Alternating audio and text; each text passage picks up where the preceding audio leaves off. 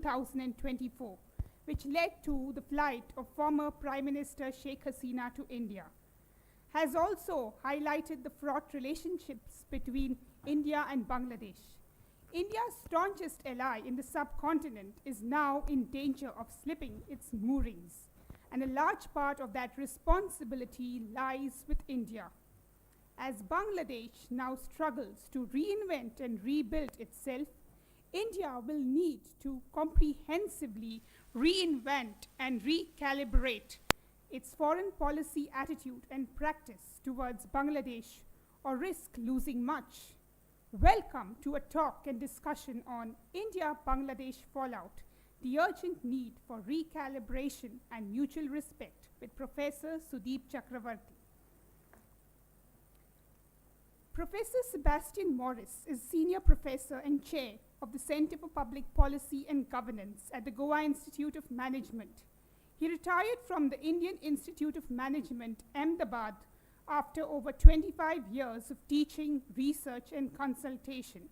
His principal interests are Indian economy, infrastructure development and regulation, the public sector and governance, international trade and investments, macroeconomics, and small industry. His recent books have been Macroeconomic Policy in India Since the Global Financial Crisis, Trends, Policies and Challenges in Economic Revival Post-COVID, The Difficulty of Being Gajendra Haldia, Reflections of His Life and Legacy, the India Infrastructure Report 2023, Urban Planning and Development. I now invite Professor Sebastian Morris to set the context.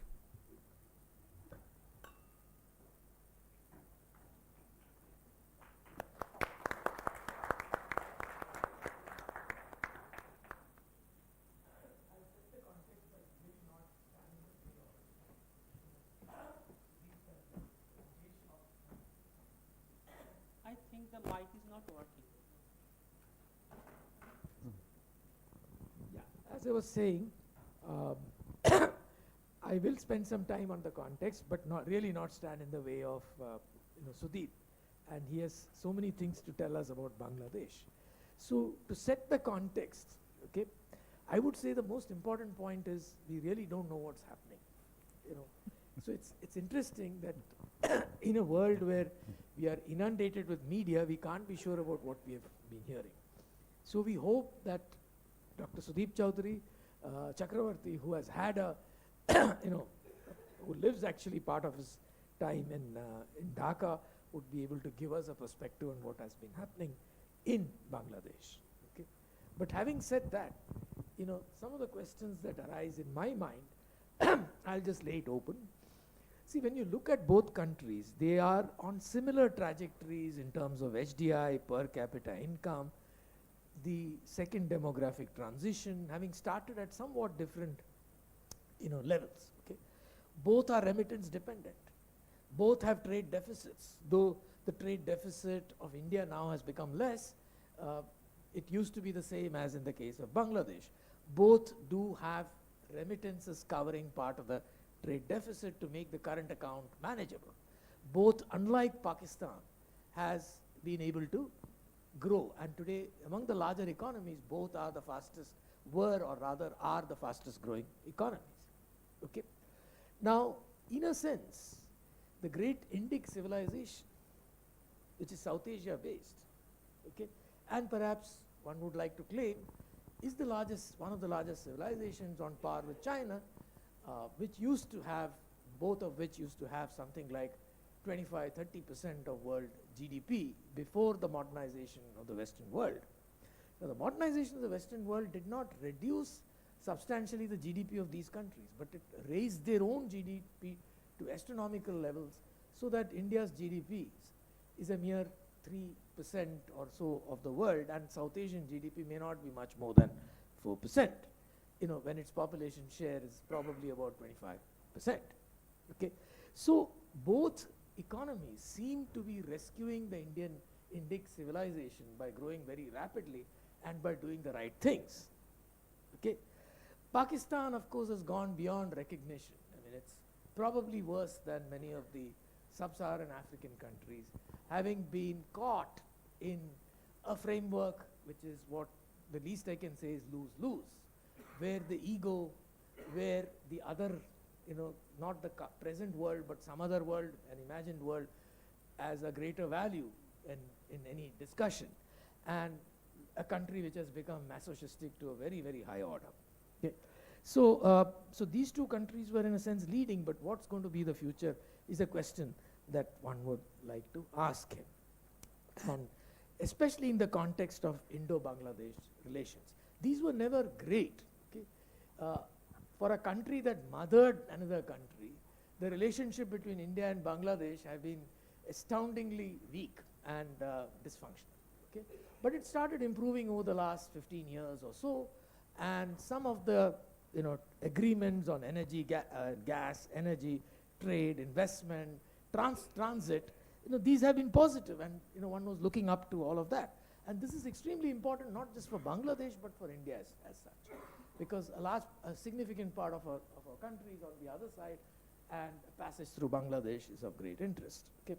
Now the deeper relationship between India and Bangladesh, it was deepening, but even then, the current exchange, whether you use trade, investment, or whatever, is much lower than what a gravity model would indicate between the two countries, that it should have been.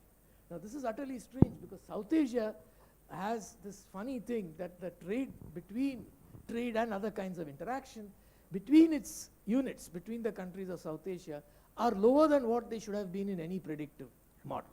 Even if you adjust for round tripping via Dubai between India and Pakistan, it's low. Pakistan one can understand, but even with Bangladesh it was not particularly great, but it was improving, certainly better than with Pakistan.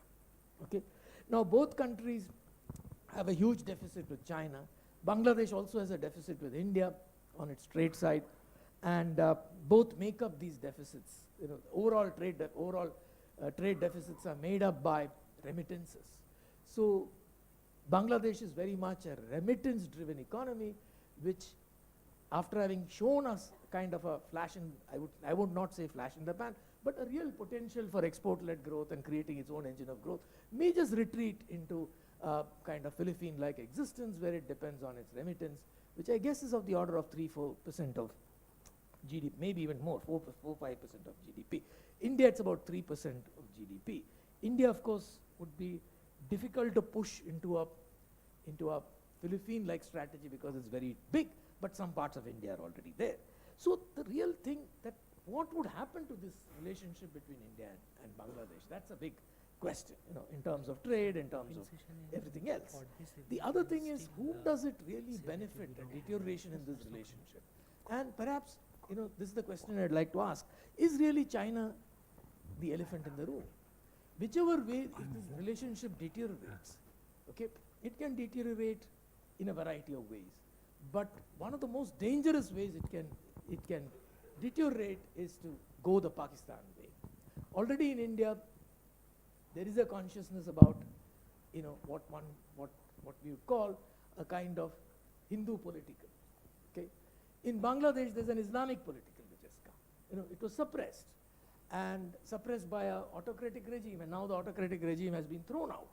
So would the Jamaat, would the kind of Islamic political raise its head in Bangladesh?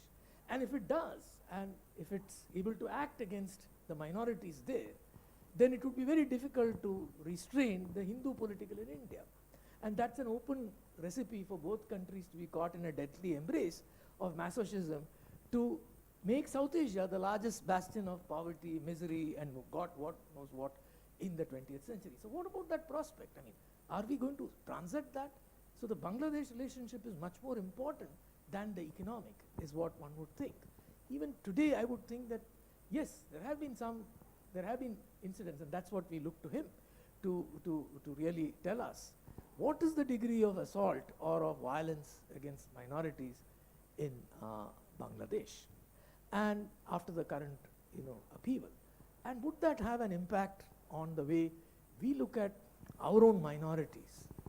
Okay, many of whom are from Bangladesh, either having come to India before 1947 or before 1973, 71, or maybe even subsequently after that.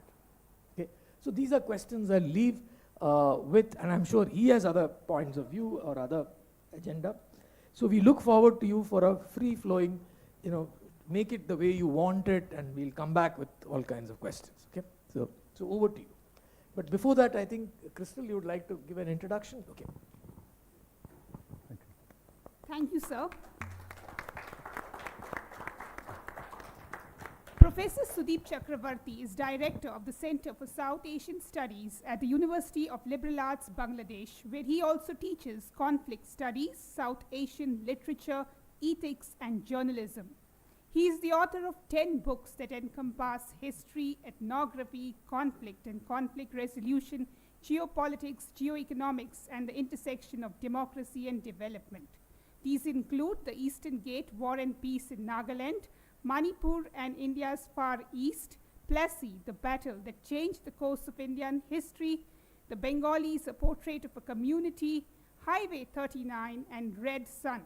Fallen City, his crime and political narrative set in 1970s and 1980s Delhi, was published in August 2024. Professor Sudeep Chakravarti has written nearly 1,000 articles, columns, and essays within the arc of pre-partition to present-day South Asia for major global and South Asian publications, and has for 3 decades advocated conflict resolution and enhanced trade and connectivity in South Asia in general and Eastern South Asia in particular.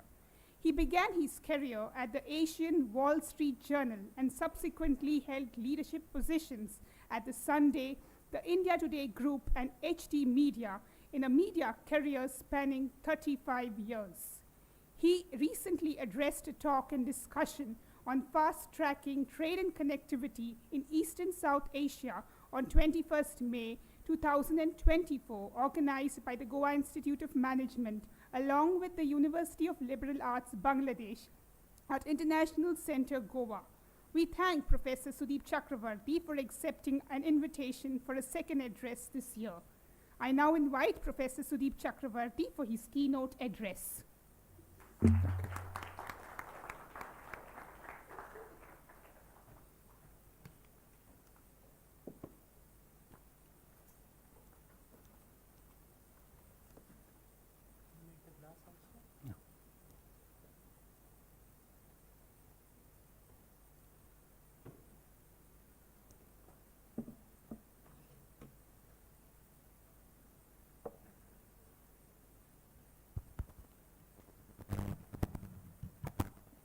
Good evening.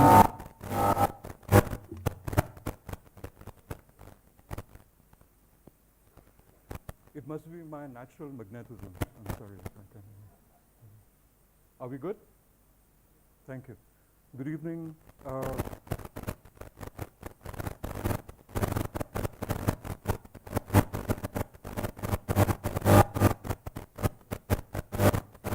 You might want to put.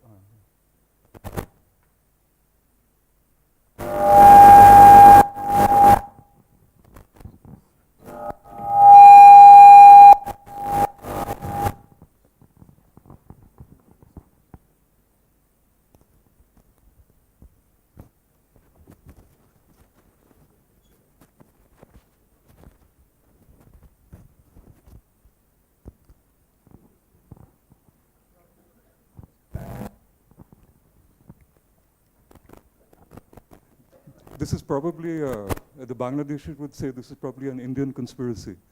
And the Indians would say that this is Bangladesh as usual. So I think with that cynical joke, which my daughter would call a dad joke, but that's what I specialize in, I welcome you all to this evening, and thank you very much to all of you for being here. I understand that you're not being coerced. I'm told on good authority.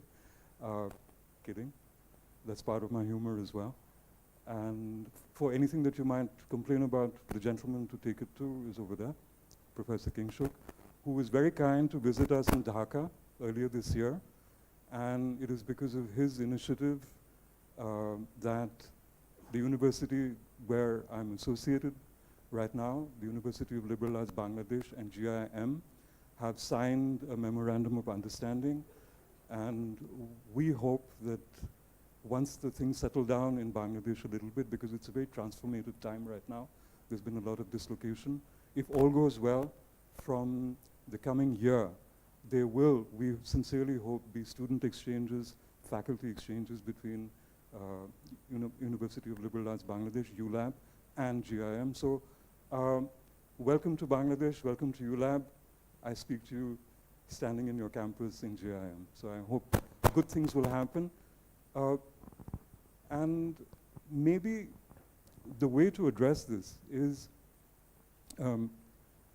actually the title for this conversation this evening, India-Bangladesh Fallout, the urgent need for recalibration and mutual respect, is, the headline is actually taken from a column that I wrote a few weeks ago in a Bangladeshi newspaper called Dhaka Tribune, which, where I write a fortnightly column, and I did write about precisely this topic. Of course, what I'm about to speak to you about is not just a copy-paste of that column, but I hope that we will go much further, and I hope, sincerely hope, that we'll actually have a proper discussion and a conversation with you and me. That's the whole purpose of it. So jump right in. Just allow me a few minutes to lay out the geography for you, the political geography for you, the geography of violence for you that has engulfed Bangladesh over July and August, and also the geography of a Bangladesh that is trying very hard, even as we speak, to reconstruct itself from a situation of absolute zero, where there's been no government, a government of more than 15 years has been ejected by a popular movement. And there are various grades to that popular movement, which I will try and share with you, at least my understanding of it. And within this vacuum, there is a great attempt as we speak to reconstruct what is now called in Bangladesh, Bangladesh 2.0. So Bangladesh 2.0 is on as we speak. It is a hugely ambitious project because it's literally rising from the political ashes. Alongside Bangladesh 2.0, interestingly, you also have India-Bangladesh 2.0. That is axiomatic, and in fact is a corollary to Bangladesh 2.0. Because if you have to rethink, if Bangladesh is rethinking itself, it is necessarily doing so also in the context of Bangladesh-India relations. And that is something that, ladies and gentlemen, I want to talk to you about in great detail. For the record, I'm an Indian citizen. I teach in a Bangladesh university. And the last time I checked, I was still welcome there, so all is not lost. I will be welcome back, but I will also be seen as a person who represents a country which in Bangladesh is seen as having done Bangladesh a great disservice and accorded Bangladesh a great disrespect.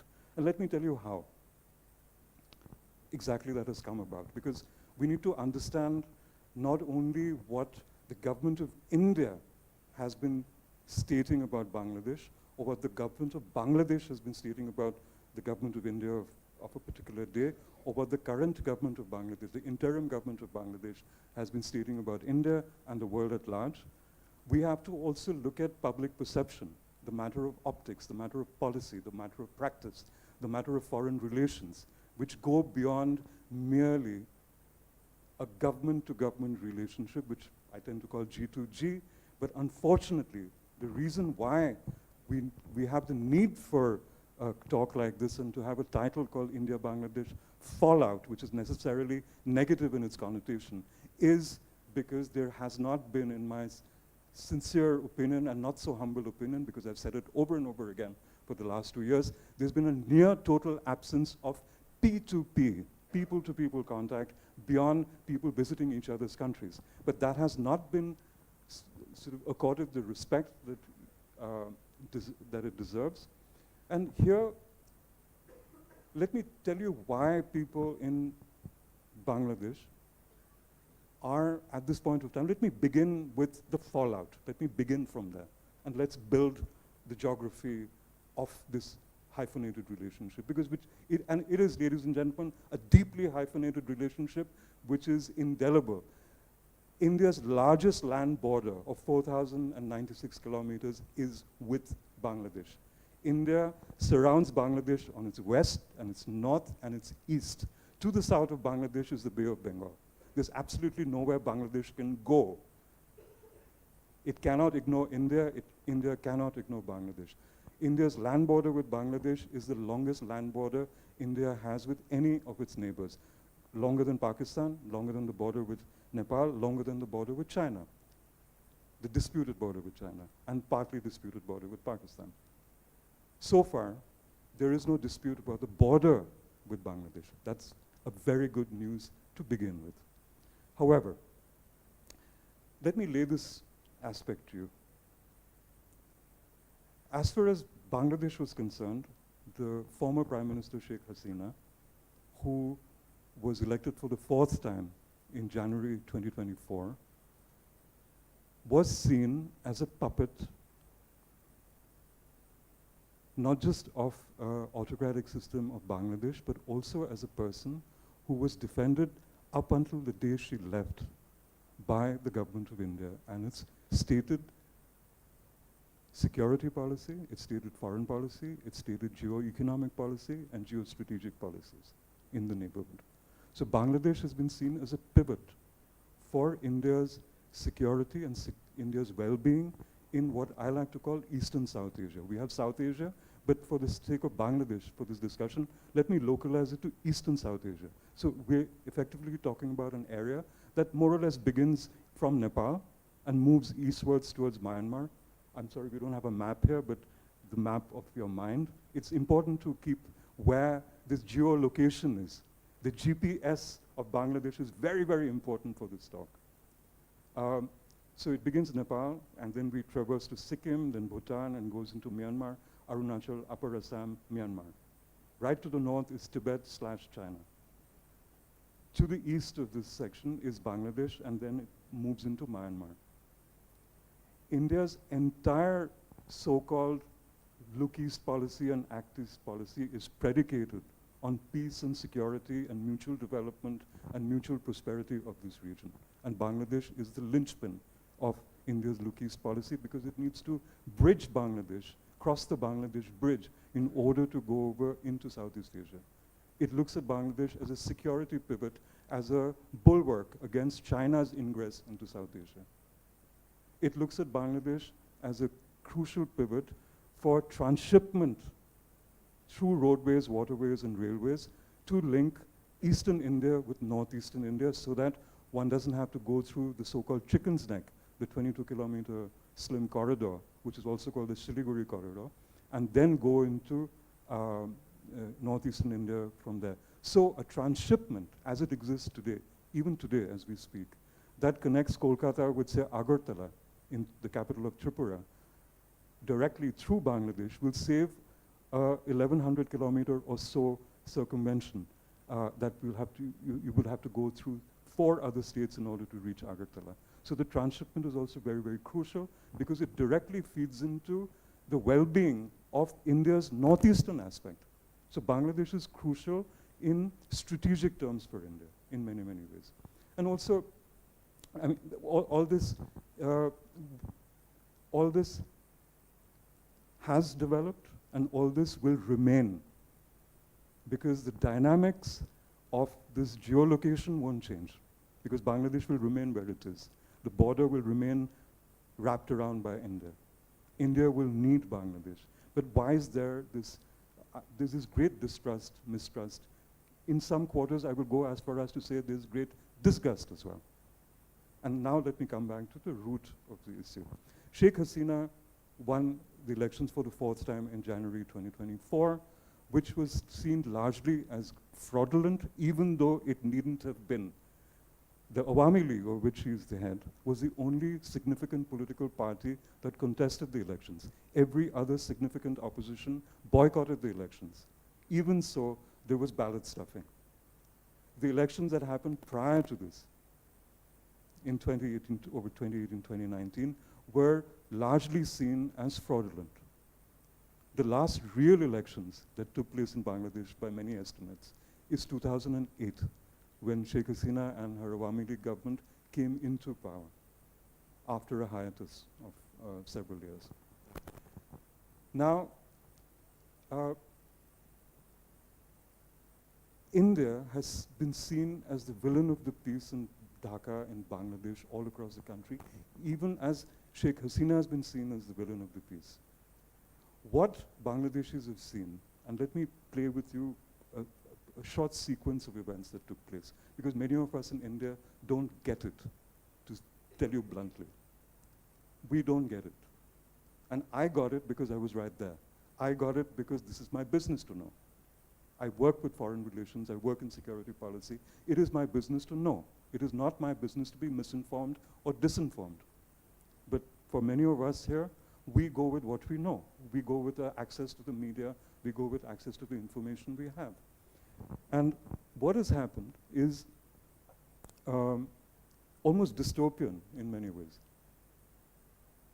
1st of July, and I'll take 5 minutes to lay the, as I said, the geography of conflict for you, because we need to know why, what led to this supremely powerful person, Sheikh Hasina, 4-time Prime Minister of Bangladesh, to up and leave on August 5 and make a run to Hindon Air Base near Delhi, where she was received by Ajit Doval, the National Security Advisor of India. What led a Prime Minister of a country to run from the very country that she ruled like an empress, pretty much an empress, for the past 15 years at the very least? 1st of July, there was a quota movement that resurfaced where, for political reasons, the party allowed a quota to re-emerge from the judicial cobwebs, where more than 30% of government jobs were earmarked for not just the children of the freedom fighters of the War of Independence in 1971, in which, as Professor Morris said, India played a very large role. He used the word that, I quote him, that a country that India mothered. A country, I wouldn't be as dramatic as Professor Morris, but I would say definitely India had a great, great role in the birthing of Bangladesh. There's no doubt about that, all right? But I like that, the motherboard aspect of Bangladesh in any case. So thank you for that, Prof. Sorry, we have a little side thing happening. And this was earmarked for the, not just the children of the freedom fighters of 71, but also the grandchildren. When you have, in South Asia, you heard Professor also talk about how economies are under somewhat of stress. There is remarkable growth, but that growth is not necessarily equitable. There isn't necessarily equity in that particular growth. So government jobs, like in India in many ways, becomes a crucial input for the future planning for many people in Bangladesh, as they saw it. So quotas become very important, or reservations in government jobs, the surety of a government job as a viable alternative to the private sector, et cetera, et cetera, et cetera. You know the story. Much of it is true in India as well. This was in abeyance for many years, but it was brought back primarily by the Sheikh Hasina government to reclaim some of the political power that they felt that they were beginning to lose, some of the political legitimacy that they were beginning to lose in Bangladesh. They were really focused on that. The university students, primarily of the public universities of Bangladesh, beginning with the Dhaka University, which is the single largest university, public university in Bangladesh, and a center also where the 1971 protests began. The student movement that allied itself with the anti-Pakistan movement, the massacres of March 1971 began in Dhaka University. So in many ways, Dhaka University is considered to be the sort of the student's heart and soul, if you will. It is a lightning rod about what goes on. The public university students began to protest against the quota system, saying, if you're going to keep something, if you're going to keep a system that is that unfair, what about our futures? Where do we go? What are our guarantees? So to my mind, the logical response to that, by any government, not just in Bangladesh or India, but anybody, was that when somebody protests a policy or criticizes a policy, the logical thing to do is to enter into dialogue or talk. But in the Bangladesh that even I have seen in my 3 years that I've been in Dhaka, as a resident of Dhaka and Bangladesh, teaching there actively, has been that the government has been extremely reluctant to engage in any dialogue with anybody, let alone students, let alone anybody with any iota of criticism or any semblance of even suggestive critique. So it became, Bangladesh, I have seen in the past 3 years, become more and more an echo chamber of my way or the highway, Awami League or the highway, Sheikh Hasina and her coterie or the highway. And the response was to ignore it completely. The students escalated their protest. The public university students. I teach at a private university, and there's a reason why I'm saying this to you. Because I think you will empathize with what happened. The students' movement escalated. The government, actually what happened in Bangladesh to me resembles quite a lot what happens in West Bengal. There's a lot of political thuggery. I find there's a lot of similarity, and I call it mastanocracy. I have my own term for it. I see a mastanocracy in West Bengal. I also see a mastanocracy in Bangladesh, active mastanocracy. So the political thugs allied to the Awami League, i.e., and I'm speaking bluntly here because we must be frank, transparent, open in our discussion. Because the last thing we need is obfuscation and not speaking our minds. We have to speak our minds. So indulge me if I speak to you in a way that might make you uncomfortable. I aim to.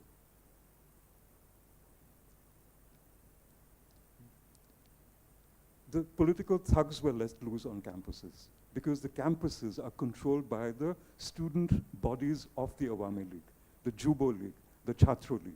That's what they're called, right? They control the halls. The residences in public universities in Bangladesh are called halls. So they control the halls.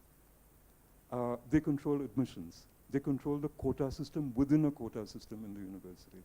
They were let loose as the initial point of dampening this student protest by intimidation, by threats and so on and so forth. It had the opposite effect. Students' movement escalated further. Then police waded in, and police, along with Awami League councillors and the student organization, the student unions, started beating and threatening students who were protesting.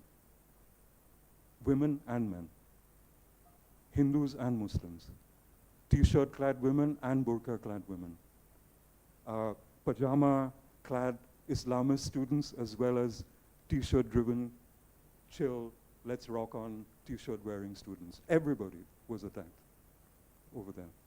On 14th of July, Sheikh Hasina made one of her cardinal errors, along the many errors that she's done, which is, unfortunately, it is a byproduct of absolutism.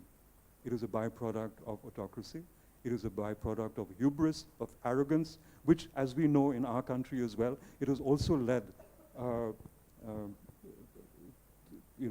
very high person in the government of India to also declare his divine provenance and his lack of biological provenance, and divinity has arrived as if with immaculate conception. But as in India, so also in Bangladesh, we are victims of immaculate misconceptions.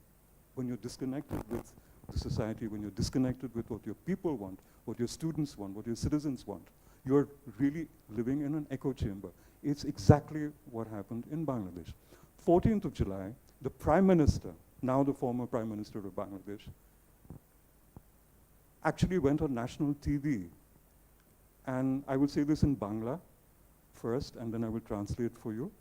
She said, তো এই কোটা আমি মুক্তিযোদ্ধাদের বাচ্চাদের দেব না কি রাজাকারদের বাচ্চাদের দেব ছেলে মেয়েদের দেব basically Rajakar with the Bangla pronunciation is actually the Razakar who were collaborators with the Pakistani army in 1971 during the war of liberation or independence or as you wish to call it that, who collaborated with the Pakistani army and actually, even more than the Pakistan army, perpetrated the genocide in Bangladesh against the people of East Pakistan at that particular time. So Razakar is a loaded word. The Razakar are almost anti-people. So for the Prime Minister of Bangladesh to say, so who do you think I should give the reservation? Who do you think should get the reservation? I mean, it was a throwaway remark. That who do you think should get the reservations? The children and grandchildren of freedom fighters or the children and grandchildren of the Razakars? And the universities flamed on. And suddenly you had people who had nothing to do with the Razakars, who were actually the grandchildren and children and grandchildren of freedom fighters of Bangladesh. That was when the slogan, the defining slogan that escalated the movement even further was born. Amike, tumike, Razakar, Razakar. Who are you? Who am I? We are Razakars. And the students of Bangladesh started to chant that slogan, not just in Dhaka University, not just in Jahangirnagar University, which is another major public university in northern Dhaka, but across public universities across Bangladesh. And there are dozens and dozens. I think there are about 80 or 75 to 80 public universities in Bangladesh. And that is the day, ladies and gentlemen, that the students of private universities join cause with the students of public universities, including students of my university. I remember going to class on 15th of July. That was the last class that I had, because after that, everything collapsed.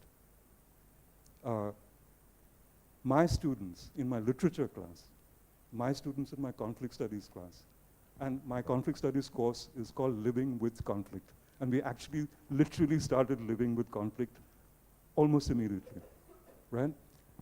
My students were saying, the first question was, Professor, what is your opinion about this?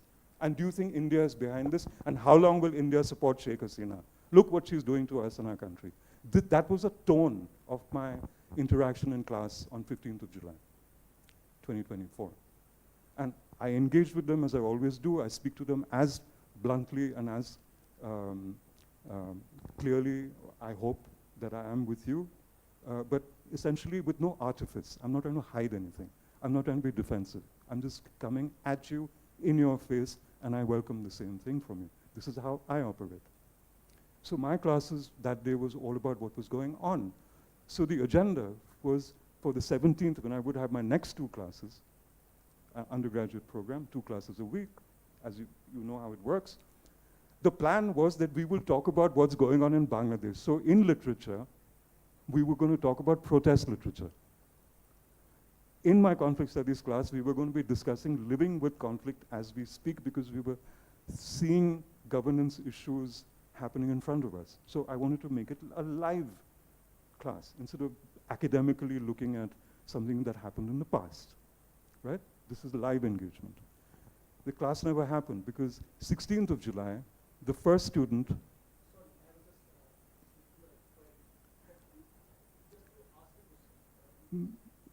Can I finish the sequence? It is important for me to finish the sequence. May I finish the sequence? I request, because this is important for me to state, because you need to understand the sequence. And then I will answer any question that you have and any point that you have. Just indulge me for a couple of minutes more. Because this is one of the things that has been completely miscommunicated in India. It is one of the things that are not understood in India, is how it began and what happened. We need to understand this. We need to appreciate this. Whether you agree with it or not is not my concern. But I need to tell it to you as I saw it happening. I'm eyewitness to it. All right? 16th of July, the first student in northern Bangladesh was shot dead on live television and on Facebook Reels. You can Google him, Abu Said, he'll pop up. He stood with his arms akimbo in front of the police protesters, and the police shot him dead. That was the first student who was officially killed by the government of Bangladesh for asking for their rights. And that incensed students. So then you had students of private universities who until then had intellectually joined common cause with their colleagues in private university, public universities, actually come out onto the streets of Dhaka and onto the streets of Bangladesh. So the two streams joined. And Bangladesh flamed on in that particular sense, very much a student movement. 16th, more people died. 17th, more people died. 17th, the classes were cancelled. No more classes. We would send a mail from the UGC saying no more classes. So we made for online. Within 5 hours, we got an email saying all classes banned, even online, because the government was trying to control the fallout within the student body. Do you understand what I'm trying to say? It's as if all you guys are upset and classes are cancelled because the new can't network. But people did, because you still had social media. You had data. In 2 days, within a day, on the 18th, we lost data. More people began to be killed. By 19th, there was curfew. Army was called out. Even more students began to be killed. The parents got incensed, saying, our children are dying. They came onto the streets. The Bangladesh Rapid Action Battalion, which is a paramilitary force, took out choppers, helicopters, for patrolling in Dhaka. I'm saying this, if this is being streamed live, my colleagues in Dhaka can listen to me now as I speak this.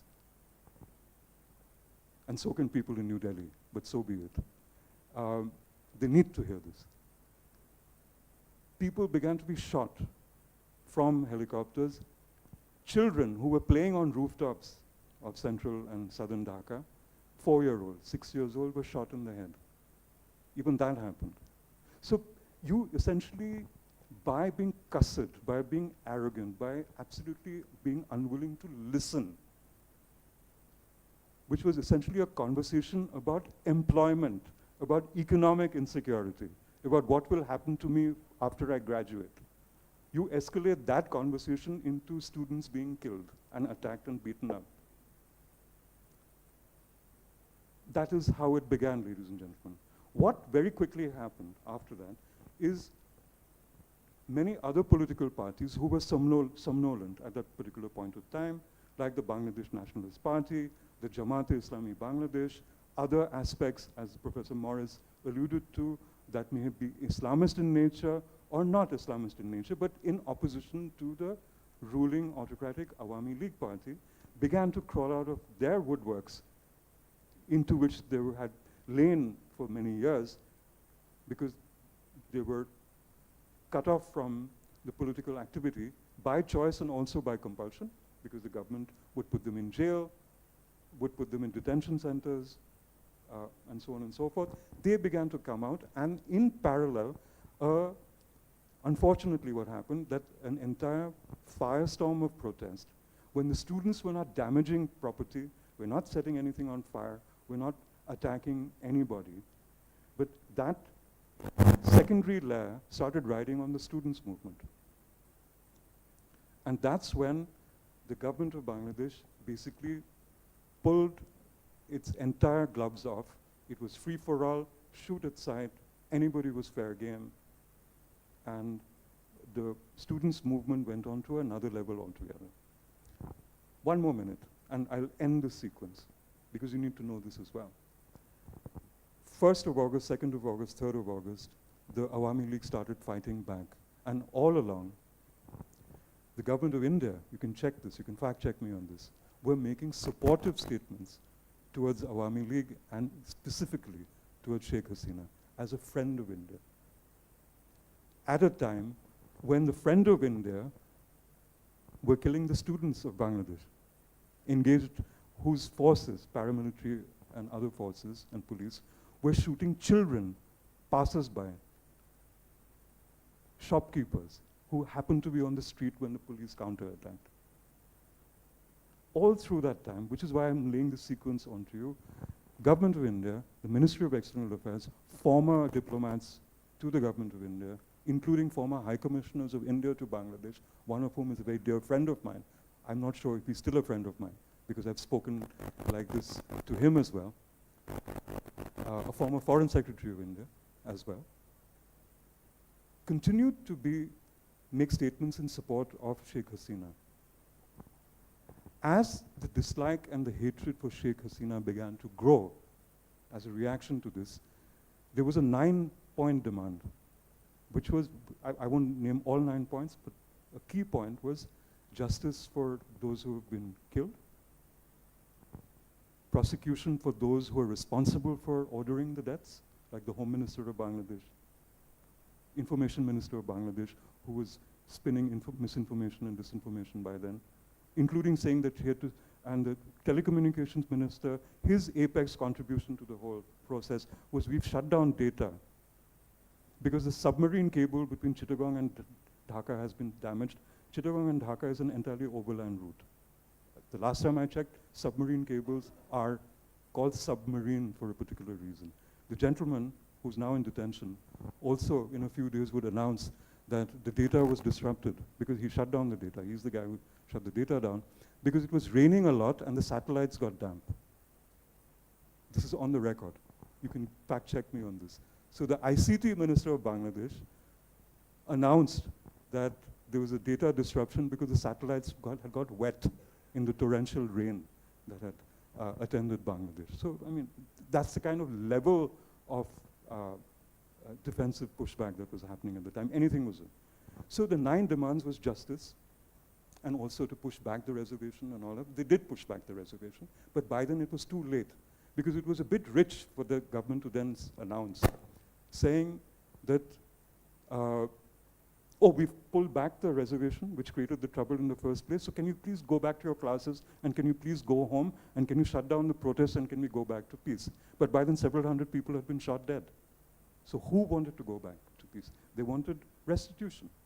So the 9 points demanded restitution, but after this continuing pushback by the government, they moved from 9 points, 9 demands to 1 demand. It was for restitution and justice, and law and order, to Hasina must go. Right through that, India stood by Sheikh Hasina. So India, and which is why I'm spending time on this sequence, that when this was happening in Bangladesh, India stood by the one symbol of autocracy and injustice in Bangladesh as most Bangladeshis saw it. Do you get what I'm trying to say?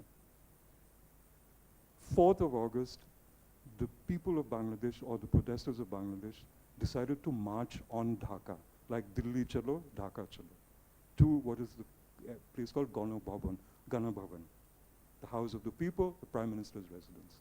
The army, which was on the street, and the army refused to fire on the students. The one agency in Bangladesh that did not attack the students. They maintained law and order. When hundreds of thousands of people began as little streams into rivers, into great rivers of people, started moving towards the avenues of Dhaka, towards the Prime Minister's residence. The army moved away from the barricades. They stood aside and let the people go. They conveyed to the Prime Minister of Bangladesh that the writing is on the wall, please leave because we can't guarantee your safety. Sheikh Hasina wanted to give one last speech. She wanted to record a speech to the citizens of Bangladesh, to her people. The army dissuaded her, including the chief of the army staff, who is a relative of hers. Even he didn't stand by her in the end. And then she was taken to an airfield in a Bangladesh Air Force helicopter. She got onto a Hercules 130CJ transport of the Bangladesh Air Force, landed at Hindon Air Base, where she was received by the National Security Advisor of Bangladesh as displayed to the rest of the world, including people in Bangladesh. So right through the sequence of events, as I present to you, in which even the lane outside my house saw explosion of grenades, live firing, tear gas, beating up of people. My tiny lane, which is from that screen to where that lectern is, 2 buildings on either side of the road.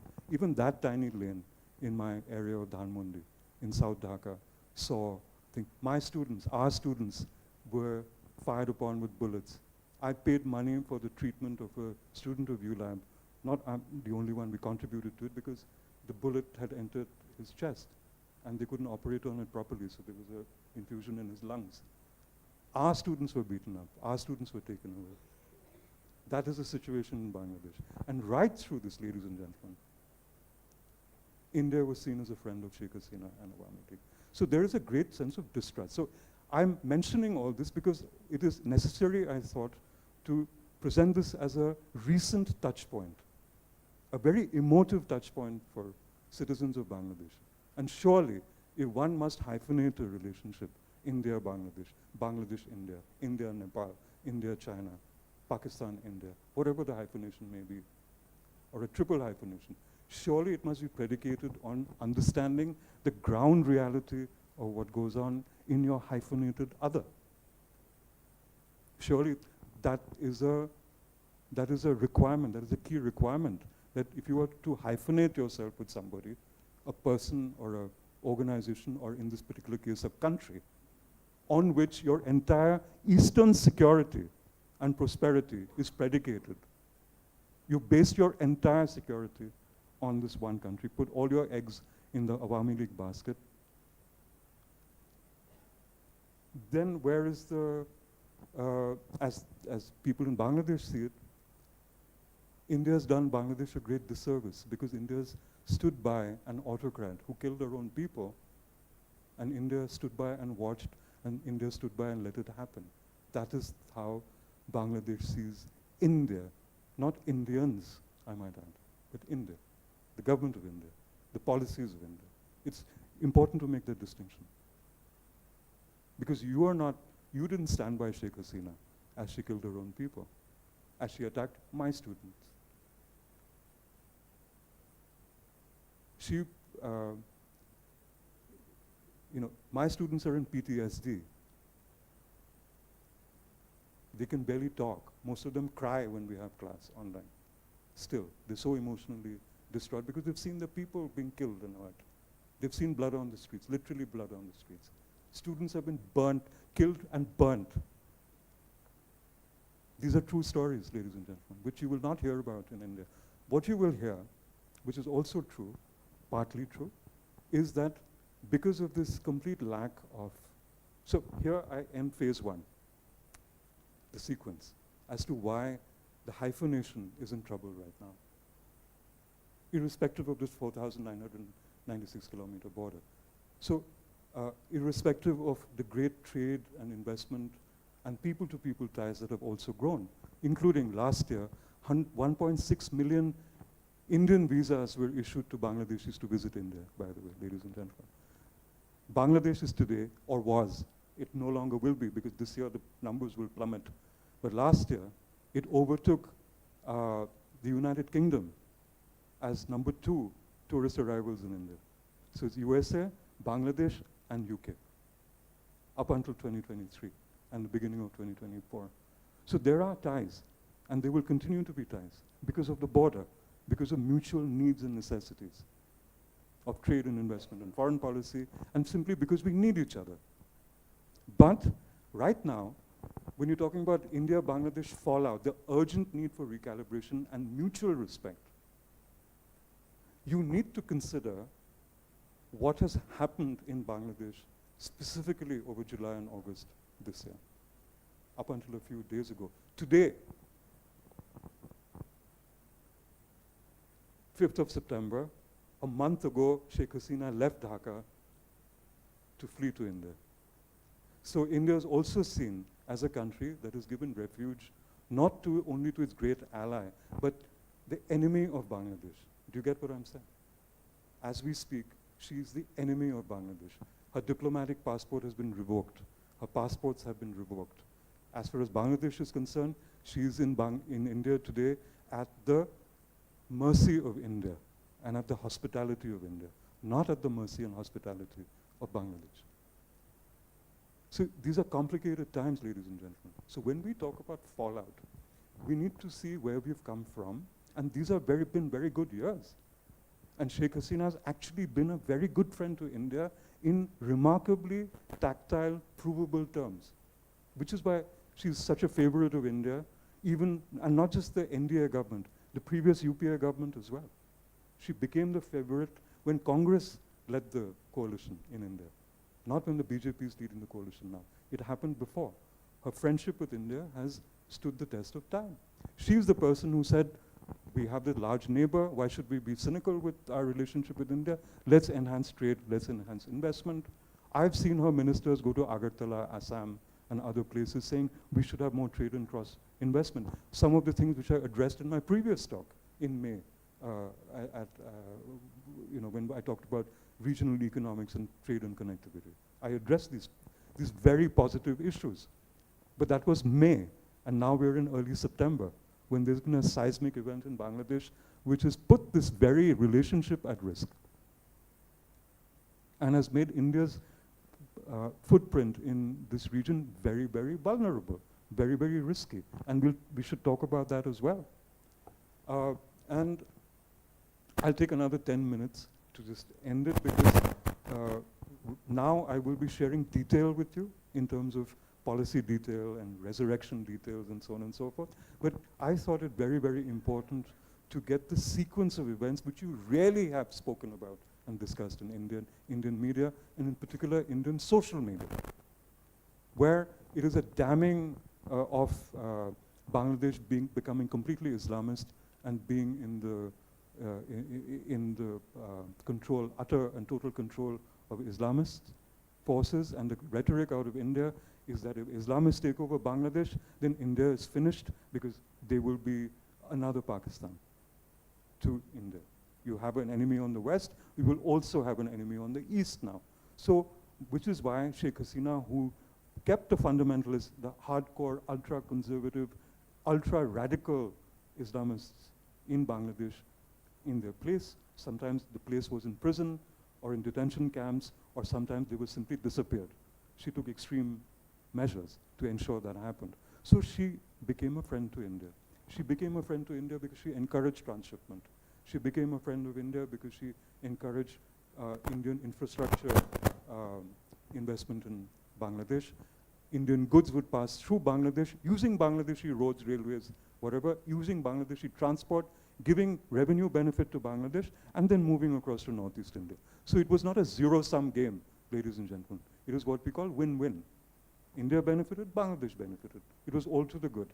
Then it was very good because, and this is the future. So I'm saying this now. I moved from the doomsday phase to the resurrection phase, if you will.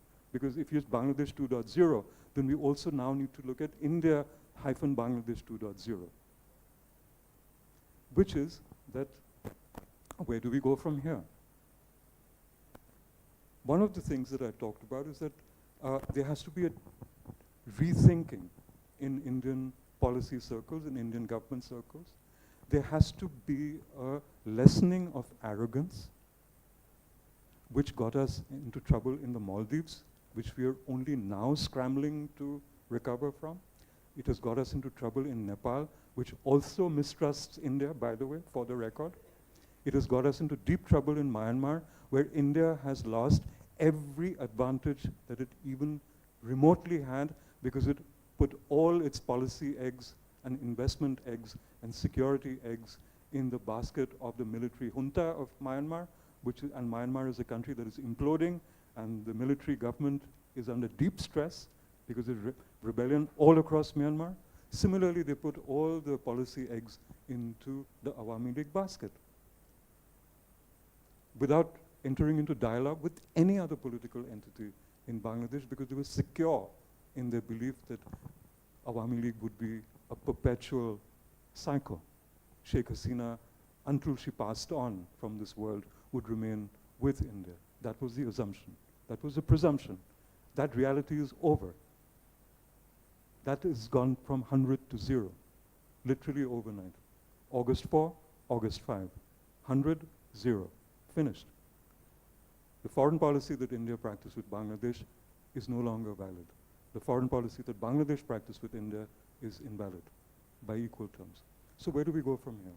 The suggestions is that now with the interim government in Bangladesh, and it's run by a well-known economist, who's not an angel, who's not a perfect person, Professor Mohammad Yunus, who you might know is sort of known as the microcredit czar or the microcredit guru globally.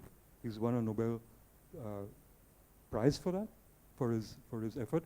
In India, he has many outlets as well. He is the microcredit, microfinance don, and a New York Times best-selling author. and a dear friend of Hillary Clinton, and very close to the American establishment, and very close to the European Union. So Dr. Yunus has been played by government of India and its policy lapdogs and its media lapdogs, which sometimes we call Godi media. It exists, as it exists, as being an American conspiracy, that America has planted Muhammad Yunus onto Bangladesh, that America has caused this to happen because Sheikh Hasina fell out with America, that China has caused this to happen because Sheikh Hasina had a disagreement with China, that Pakistan, the old enemy of Bangladesh and the continuing enemy of India, caused this to happen in order to make India more insecure. This assumption completely ignores the fact that the Awami League and Sheikh Hasina did this to themselves. It totally precludes that very simple answer. When you look for complicated answers, you miss the simple answer. And I think the Indian policy establishment has completely missed the plot. Literally, they've completely missed the plot. So, the good news, and I bring this to you from Dhaka, I write in a Bangladeshi paper, a policy and practice column. I write in Indian media. I'm happy to say that India Today magazine and the New Indian Express newspaper actually invited me, and a person who speaks like I do, to write like I do as well, to say what I've said to you in other ways, but essentially the same thing, but using less words. Where do we go from here? We go into the area of recalibration and mutual respect, which essentially, to my mind, begins with treating what happened in Bangladesh as what actually happened in Bangladesh, and not pile conspiracy theories onto what Bangladeshis know as their reality. Indians shouldn't reorder the Bangladeshi reality in order to suit Indian interests. India needs to get that. The same way that in India, we react defensively when somebody tries to order our priorities and our policies and practice. We must similarly accord that same respect to Bangladeshis as well, when they might have a point of view about India that India may not necessarily agree with, for whatever reason, echo chamber reasons, arrogance, hubris, or simple blind faith in itself, whatever the reason might be. One. Second, with 1.6 million Bangladeshis being issued visas by the government of India, the Ministry of External Affairs, and many of them rubber stamped by the Home Ministry of India, should senior officials of the government of India keep calling Bangladeshis infiltrators and termites? Very simple question. Should we, and I say we here as an Indian, should we as Indians be looking at Bangladesh as permanent refugees, forever refugees, ignore the fact that they're the second largest garment exporter in the world after China and before Vietnam, and ahead of Romania, ahead of the European Union, ahead of everybody else except bar China? Do we not give Bangladesh the respect it needs as a country with which we have ties of $14 billion worth of trade, 12 billion India to Bangladesh, a little less than 2 billion Bangladesh to India?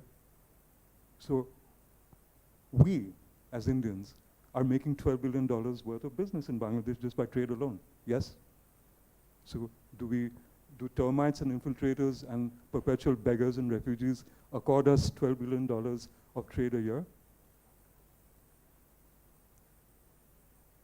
Or not? Where do we go from here? Do we accord respect to a country which buys 1,600 megawatts of power from the Adani power plant in Godda, Jharkhand, which has been constructed entirely and exclusively to supply power to Bangladesh? Do they not deserve respect for generating employment in India? Not coming to India as infiltrators for employment, but actually generating employment by one of the largest conglomerates in the world. And so on and so forth, and so on and so forth. I can go on. You can Google me on this. You can fact check yourselves on this. The biggest names in India are involved in Bangladesh. Bangladesh is the second largest garment exporting country in the world. The fabric, the majority of the fabric, the majority of the cotton that goes into making Bangladesh the second largest exporter comes from India. India is the supplier for Bangladesh's growth. So India also benefits from Bangladesh's position as a garment exporter in the world. And so on, and so on, and so on. So these are symbiotic relationships. All Bangladeshis want is that they're not demonized as infiltrators. And this, if you go to Dhaka, and please, since ULAB and GIM have a MOU, I hope that from 2025, some of you will visit ULAB in Dhaka as exchange students. Some of your faculty will go to ULAB as exchange faculty. That some of them, our students and our faculty, will come here and maybe talk to you as I am today. And we'll indulge in mutual research projects and benefit and social projects, social economics projects, social development projects, public justice and governance projects, so on and so forth. So these are things, ladies and gentlemen, we have a MOU because we accorded respect to each other. I'm not being mistreated by you, even though some of you look somewhat bored, but that is not outright disrespect, right? And I'm not responsible for you being here, but thank you for your patience. Point is that then I think with 1.6 million people, Bangladesh, ladies and gentlemen, now needs gestures from India. And I will stop after making these 4 or 5 points. Bangladesh needs India to deliver on worthy, identifiable, respectful, mutually respectful outreaches. It begins with lessening the rhetoric. It begins with real-time engagement. It has to do with offering Bangladesh maybe enhanced investment norms, the same way that India's foreign secretary has gone to Maldives and offered Maldives loads of credit. Maybe we need to undercut China's influence in Bangladesh by offering Bangladesh a lot more than what China's offered Bangladesh.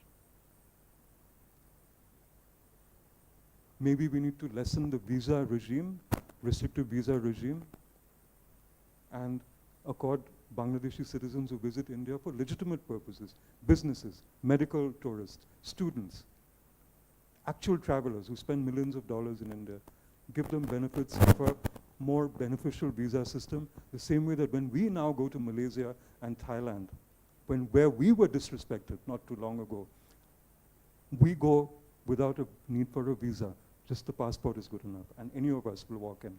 Why not? And it's not for all categories. They wait and watch. Why can't we reach out to other people in South Asia, including in Bangladesh, to do these things?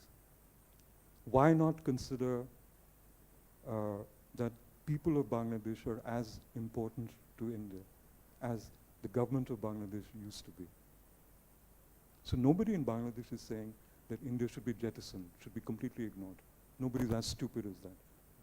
We've showed our stupidity. They're not as stupid as Indian policymakers. And I'm happy to say this. I'm also sad to say this, that Bangladesh policymakers have shown more maturity, more situational awareness than Indian policymakers have shown to Bangladesh for the last 4 to 5 years. So we need to move forward. Bangladesh is not saying we need to get rid of all treaties. Bangladesh needs India in order to transship its own goods and services to Nepal and to Bhutan. Nobody's ignoring anybody else. So I think on these real-time situations, we do the building blocks of we recreate, we regenerate our hyphenated relationship, and we move from a situation of negative fallout to positive fallout. So let me stop here. I just wanted to lay out this sort of geography for you, and my apologies if I've gone on a bit long, but I thought it is important to lay out the reality as I've seen it, whether you agree with me or not. Thank you very much for your patience.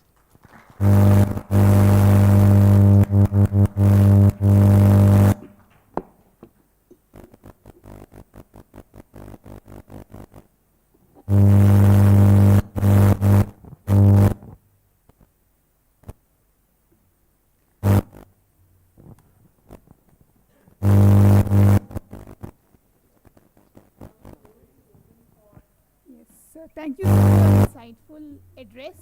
I now invite Professor Kingshuk Sarkar, Chair of General Management and Public Policy Area and member of the Center for Public Policy and Governance, to moderate an open session and discussion.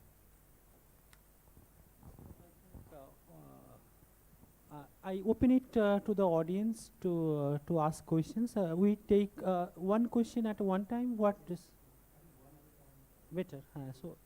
I think Professor Deepankar is willing to even before ask it.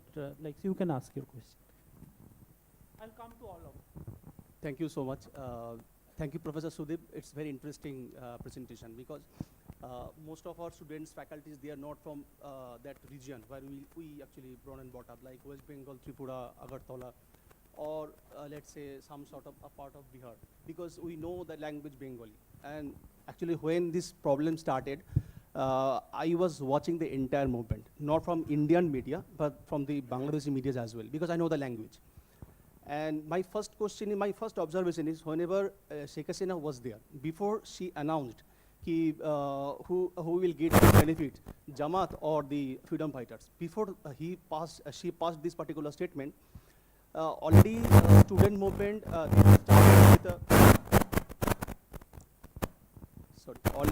they have started passing a statement ki India behind this quota movement.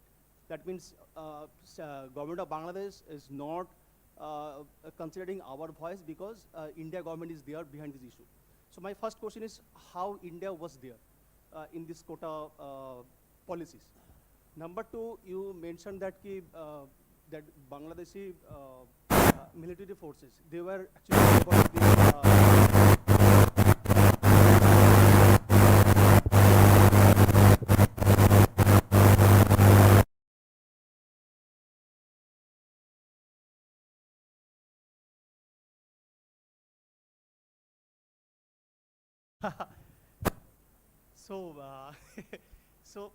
so as you mentioned, your observation was that military force, that means the entire military force of Bangladesh, they were not against students. But I have seen many videos from the Bangladeshi media. He initially feel, I think, 10th of that particular.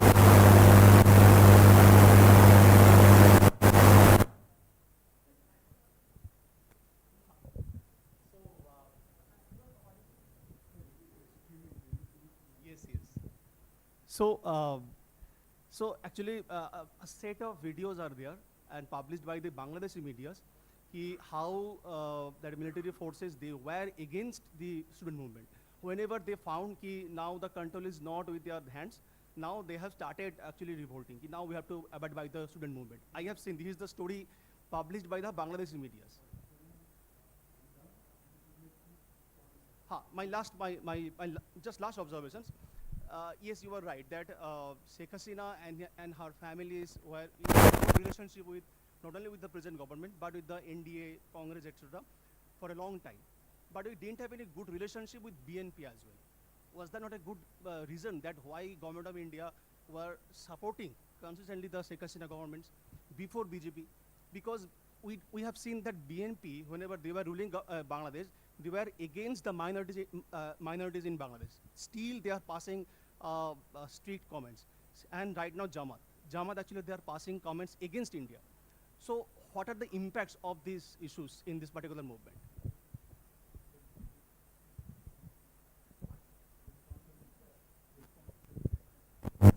I'll respond to them very quickly. No, it's okay. I've got it. No, it's creating issue, so you can continue. No, it is not creating an issue. Trust me, it's not creating an issue. Thank you. But see how excited we get, Bengalis or Eastern India. So we jumped into the fray.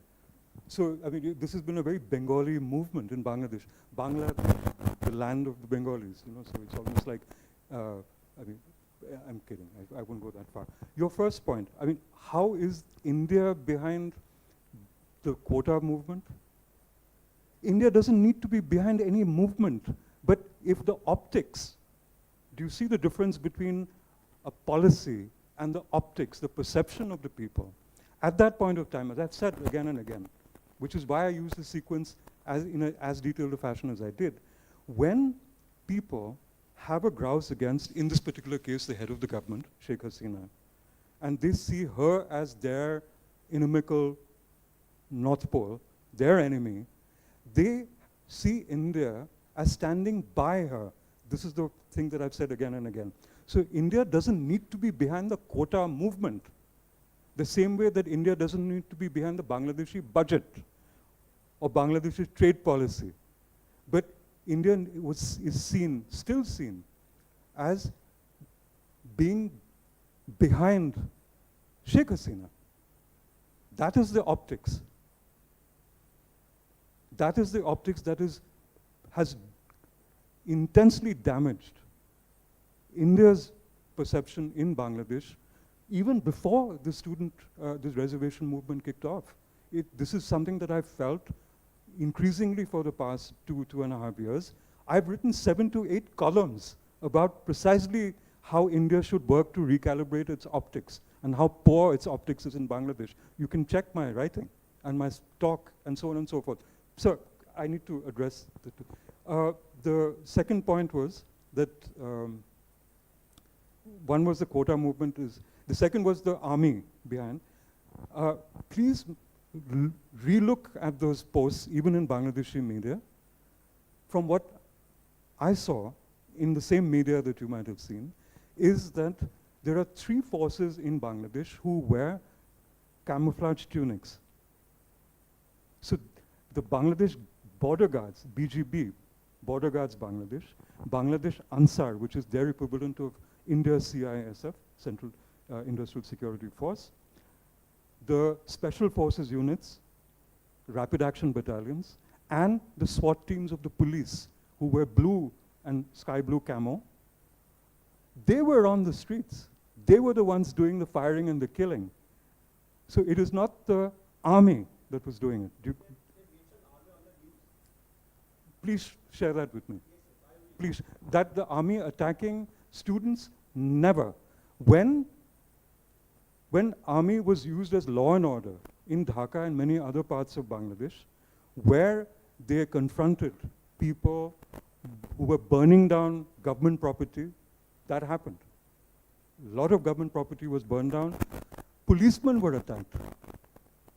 And policemen were killed by protesters, not student protesters. Please remember I said that the opposition parties also piled on to the movement. And that made the whole thing very, very complicated and muddy. So the army was responding to those attacks. Absolutely true. Absolutely true. But not once did anybody in the student movement, not once, including 2 people who are in government now, 2 student leaders are in the interim government of Bangladesh as we speak. Not once, please hear me out.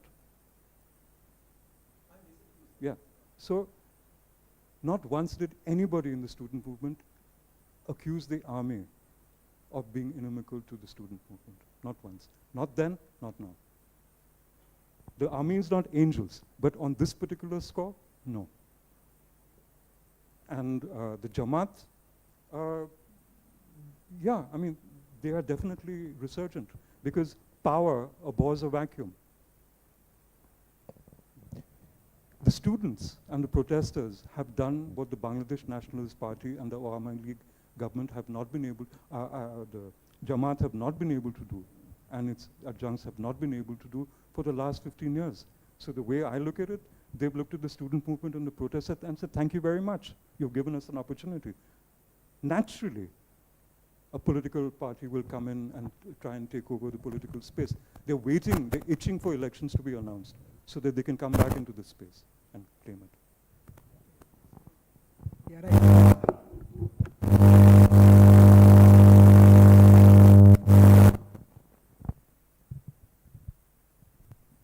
Yeah, I'm audible? Yeah.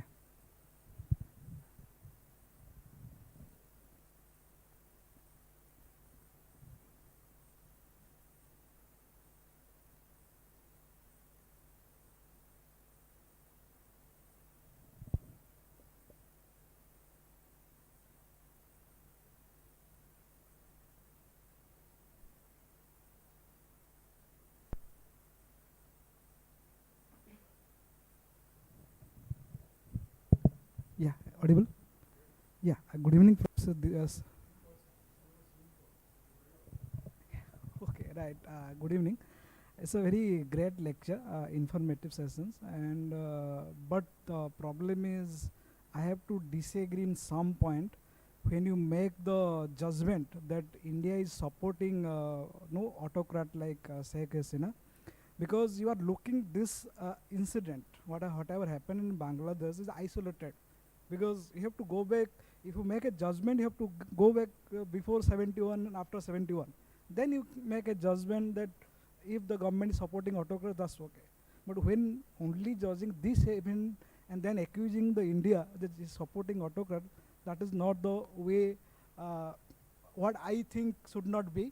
And second thing is, there are a lot more conspiracy theory that the funds are coming from the Western countries, basically America and other agency, to the public as well as private university to make this statement against India and defame the India. So what is the take on these things? Thank you very much for asking that, and I'll be very brief because I can actually give an entire lecture on this thing, and this is essentially the Indian policy echo chamber that we are talking about. Please, my friend, please note that I spoke about how Bangladeshi citizens at large are perceiving India as standing by Sheikh Hasina and the Awami League. I talked about optics, I talked about perception. Right from the beginning, my illustrations and my statements have been based on less on what I think India has done or not done in Bangladesh, and thank you for giving me the opportunity to highlight that. But sharing with you, as we must in a hyphenated situation, respect what Bangladeshis think about the Indian position as well, right? One. Second, India must have made some miscalculation policy-wise. This is a no-brainer. In our term, we call it a no-brainer, even though it's an arrogant phrase to use. Surely it's a no-brainer, sir. Because if India was so good and so fabulously effective in its foreign policy and security outreach, it wouldn't be in an optics mess and a policy mess in Bangladesh, and it wouldn't be hated. Yes, no. No-brainer. 2 + 2 works out to be 4. There must be some policy miscalculation over the years. There must be some mismatch. There must be some overreach.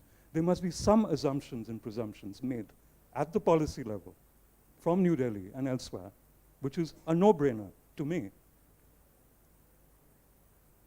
For India to be in a sorry state it is in now, in this hyphenated, if everything was perfect, if everything was good, if 1971 mattered so much. In fact, this has been the spin that has come from New Delhi. This has been precisely the spin from the MEA. This has been precisely the spin that has come from various sectors in New Delhi, and unfortunately, in an absolutely unverified, unquestioned manner, it has been picked up by a large part of the establishment-fed Indian media. This is a true story. There must be something wrong. Yeah, there must be something wrong for this mismatch to happen. Yeah. Hello. Yeah. Sir, good evening. Thank you for your time to deliver this. We had an event in history after the assassination of Sheikh Mujibur Rahman, and 17 of his family members, including a 10-year-old child. Indira Gandhi gave asylum to Sheikh Hasina, right? And after a few years, when the army major was killed and there were to be elections, she was sent back to Bangladesh and got elected. Do we see the possibility of something like this in the near future, or Sheikh Hasina is now permanently out of Bangladesh? Very good question, and that is a short answer to that, is that absolutely India has stood by the Sheikh Mujib's family. The two people who survived on 15th of August 1975, Sheikh Hasina and her sister Sheikh Rehana. These are two surviving children of Sheikh Mujibur Rahman. Everybody else in the family, including cousins, aunts and uncles, were killed by the army officers at that time and participating in the coup, right? So yes, India did stand by, and when the political climate was right, was seen as right, Sheikh Hasina herself wanted to go back to Bangladesh and become a political, when the military rule ended in Bangladesh, specifically after, during the time of President Ershad, who began as a military dictator and then morphed into a sort of a so-called democratic force. Both Sheikh Hasina and her future opponent, Khaleda Zia, whose husband was assassinated also, which brought General Ershad to power in the 1980s. Both of them chose to come back to Bangladesh and take up active politics. And that is how the BNP Awami League equation has grown. That part of it is over. Now, Sheikh Hasina is in India. There is a concern that in Bangladesh, at this point of time, because we are hyphenated, we have to consider what's being talked about in Bangladesh, that India will continue to give refuge to Sheikh Hasina in India. They don't have a problem with that. I mean, after all, that India stood by Sheikh Hasina is a done deal, right? I mean, she left Dhaka to come to India. She was met by the Indian establishment. There's no dispute with that. They've accepted India's equation with Sheikh Hasina. As we speak, the current government of Bangladesh has also accepted that. They're moving beyond that. What they are concerned about is that Sheikh Hasina, when she continues to be receive hospitality from India for whatever deeds done and the eternal friendship, doesn't use Indian territory for anti-Bangladesh, what they see as anti-Bangladesh and anti-everybody else policies. So they're concerned about that. Her son, Joy, who's in America, made a statement some weeks ago, just 4 or 5 days after August 5, in fact, that he made a statement that India should ensure not just Sheikh Hasina's safety, but that she returns to Bangladesh and Awami League resumes its political activity. That has sent ripples across Bangladesh and has been seen as yet another sign of the Awami League being so dependent on India. Fortunately, Joy, her son, was shut down very quickly, not the least by the government of America, he lives there under their benevolence. So I know for a fact that the State Department asked him to keep quiet. So some random statements were made, but I don't think right now there is any possibility in the foreseeable future, politics being what it is, in the foreseeable future of Sheikh Hasina's return to Bangladesh and the Awami League resurrecting itself without completely changing its wiring. It has to be rewired. Bangladesh 2.0 also needs to be Hasina 2.0. It needs to be Awami League 2.0. If they remain in 1.0, there is no future for Sheikh Hasina at all. I don't think she's welcome in Bangladesh at this point of time, except to stand trial for what is seen as her misdeeds. As I speak, 6 cases have been put against her for charges of murder, because it was on her orders that the forces of Bangladesh, the police and the paramilitaries, went out and killed the people of Bangladesh, including the students and some children, and completely innocent bystanders. So would be asked to stand trial, but Bangladesh right now is not forcing the government of India to send Sheikh Hasina back, because they realize these are governments think in practical terms. They think in terms of national interest. The same way that India, after having miscalculated, doesn't want to destroy its relationship with Bangladesh. Bangladesh also, even with the bad optics that India has, does not want to destroy its relationship with India. Both governments have said so after August 5. That's how countries work. They think in terms of policy and practice and national interests, for better and, as we've seen, sometimes for the worse. Good evening, sir. Am I audible? Yeah. Okay. Thank you, sir. Sir, first of all, thank you very much for all the facts that you have stated, because I think as citizens we often forget that we are reading the news from the viewpoint of our country and not from the other country, and that does not just apply to Bangladesh, it applies to other countries as well. So, sir, so I'm from Orissa, sir. This is I have a, I'd like your opinion on this. This is just something that I have seen since the last, I think, 15 years or so. As you stated, every year India issues around 1.6 million visas for Bangladeshis to visit India. Apart from those citizens, there are, it's a stated fact, and I've seen this firsthand, there are a lot of citizens of Bangladesh who do illegally enter for probably, employment or things of that sort.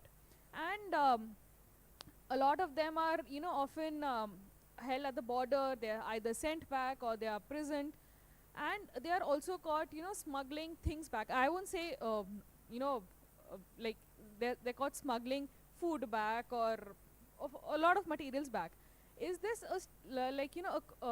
is this fact or news known to the common people in Bangladesh, and what is their opinion on this? Very good question. And that is at the basis of a lot of perceptions that so well done, thank you. And it works on both sides of the border. Because if Bangladeshis come into India, because of Bangladesh's economic, and most of the Bangladeshi movement, if I want to call it that, legal and extra-legal or illegal, into India has been because of economic reasons. It's because of employment.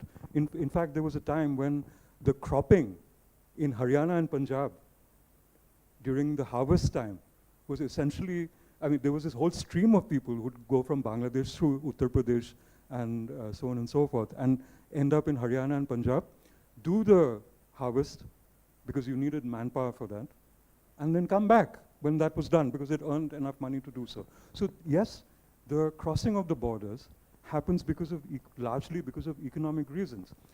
There isn't really much else that would drive people like Mexico to America, livelihood survival, for instance, right?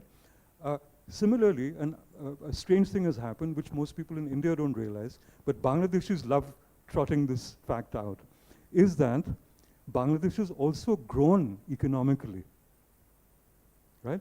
As Professor said, in HDI indicators and other indicators, it is on par in certain cases. It's better than in India, better than India. Indeed, and that is the point I'm making. So, there are people who cross over from India, especially from the eastern aspect of India, to go to Bangladesh for the same reasons as Bangladeshis come to India, for economic reasons, for better job prospects, for survival, for economic survival. So there is a cross-border movement of that, and there is smuggling. There was much more smuggling in the past, the incidence of smuggling has reduced. The 4096 kilometer long border is largely fenced, but there are some parts which are unfenced because there's simply no fences there yet, or they're riverine borders. So you can't fence a riverine border. You can patrol a riverine border. And there are 54 rivers that decant from India into Bangladesh, not just the Ganga, not just the Brahmaputra, but 54 rivers decant into Bangladesh. There's no fencing on those river borders. River water flow, people can flow, both sides of the border. So there's a cross-border movement which is derived from Bangladesh's own economic growth. So the Bangladeshis, I found this, and I find it amusing as a chronicler and a researcher, that when this conversation comes up, Bangladesh also says, but there are so many Indians working in, not just people like me who go and work legally with permission in Bangladesh and earn in taka. I'm paid by Bangladeshi people in Bangladeshi taka as an Indian, right? I don't have a problem with that. But there are people who also would do so unofficially. That is the word that both governments like to use. Not illegal, but unofficial.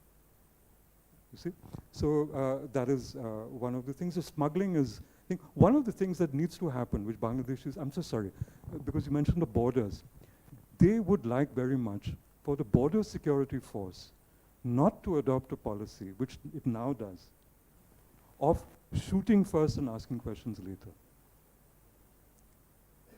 Not even on the Mexico-US border do they do that. They arrest, they apprehend, they interdict, they jail, they incarcerate, they question, and they whatever. They don't shoot first. But on the India-Bangladesh border, unfortunately, there are many incidents that is shoot first, ask questions later. Bangladesh would like that to reduce very much on both sides of the border. Good evening, just sir. one follow-up. Yeah. So just continuing the question that she asked, we India, like Indian, has never stopped brilliant minds from coming inside India. It are those which are like labeled as the termites, basically, because they usually we are not here to become the. We have learned our lessons from Europe. Radical Islamists have entered the Europe and they have formed ghettos, and you know the situation right there. So, and seeing the conditions of the minority, you mentioned that you have spoken with the children regarding the P. But have you spoken them regarding the why the minority, how minority was tortured, like especially Hindu women, like abused, and such things have also happened. Being a majority country, we usually see that, and so that is the reason why illegal immigrants should be stopped, I believe, and the NA and CR like national NA and CRR should be like implemented. So that is what I believe. CA, sorry. And thank you for asking that. It's a very forthright question, and I think we should address this because it is literally the bull in the China shop. That's another pun. We can talk about China maybe at a later date. But let me address this head on, and thank you for asking this. One of the jokes I crack in my classes, it's a bit of a dad joke, is that when I take a flight from India to go to Bangladesh, and my name is Sudeep Chakravarti, I go from being a majority to a minority if I'm flying out of Delhi in 2 hours flat. If I'm flying from Kolkata to Dhaka in 30 minutes, I go from being a majority to a minority. When I come back, I go from being a minority to a majority. So one is very, very aware of the majority-minority situation in Bangladesh, right? And me as a majority named person of Indian origin, right? I'm very aware of this. I can't comment on, I certainly agree with you, my friend, that illegal immigration is in the law, in the eyes of the laws of the land, whether it's India or Bangladesh or Nepal or Sri Lanka or anybody, is a tricky thing, and it can lead to major dislocations or issues of demographic issues and other issues, as you've said in Europe. I'm not disputing that, even though people in Europe sometimes dispute it. Not everybody is in agreement about this, even in Denmark or Germany and so on and so forth, right? So it's a sort of a debate in progress. You might want to call it that. So yes, I'm not disputing you on that, right? Absolutely true that minorities, and not just the Hindu minorities, please remember in Bangladesh you also have there are Christians, there are Buddhists as well. We don't always realize it. There are also Shautal people and Orang people and Ho people in Bangladesh, by the way, courtesy of the British who were brought there as laborers. Another story for another time. They have been mistreated historically, okay? Not just during partition, but after partition. Even, in fact, Amitabh Ghosh's book, The Shadow Lines, is predicated on what happened in Bangladesh in East Pakistan in 1964. There were anti-minority riots at that particular point of time. And one of the key characters in that novel was killed, actually a relative of Mr. Ghosh's, and so on and so forth. This has continued beyond 1971. This has continued from time to time, you're absolutely right, when there have been seemingly more conservative governments in power. So these are things that have also driven the Indian sort of political mindset, if you will, vis-a-vis Bangladesh.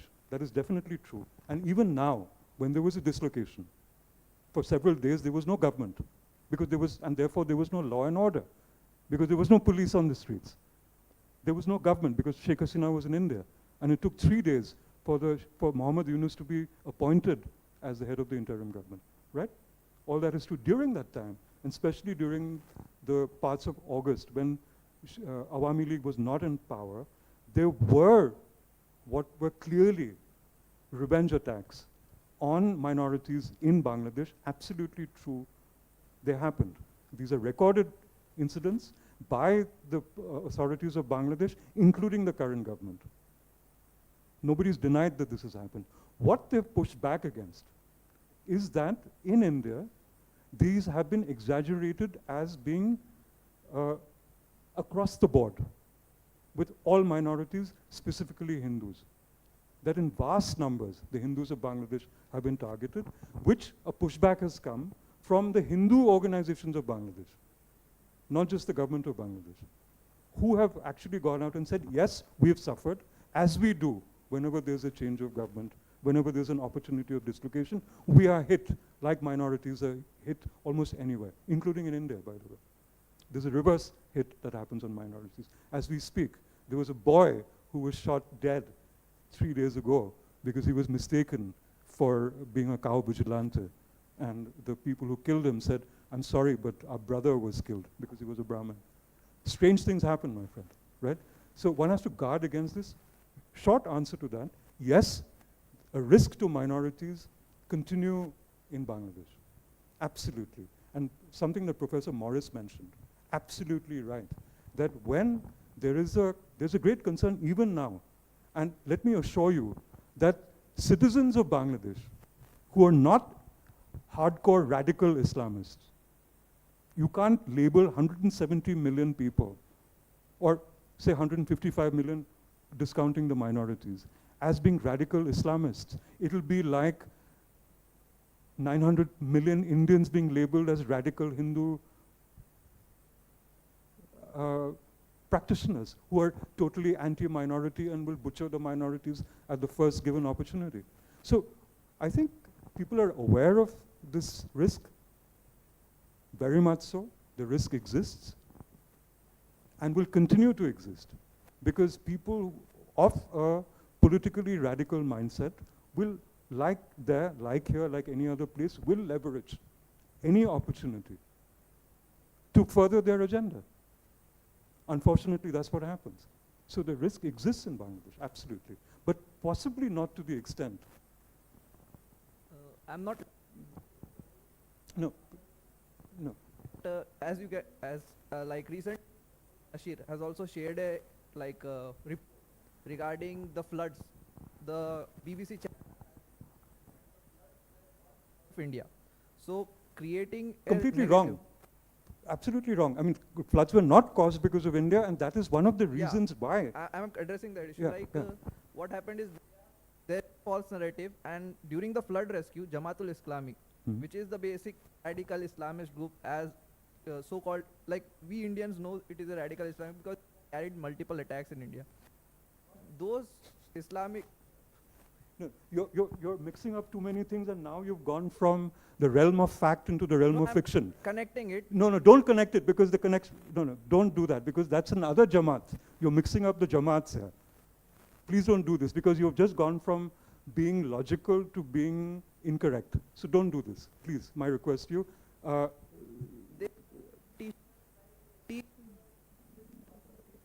Correct. If I'm not wrong, I have read that article and I've seen the pictures as Look, well. the point I'm making is that don't conflate the Jamaat-e-Islami Bangladesh with carrying out attacks in India. There are other organizations which do that. Yeah, sure.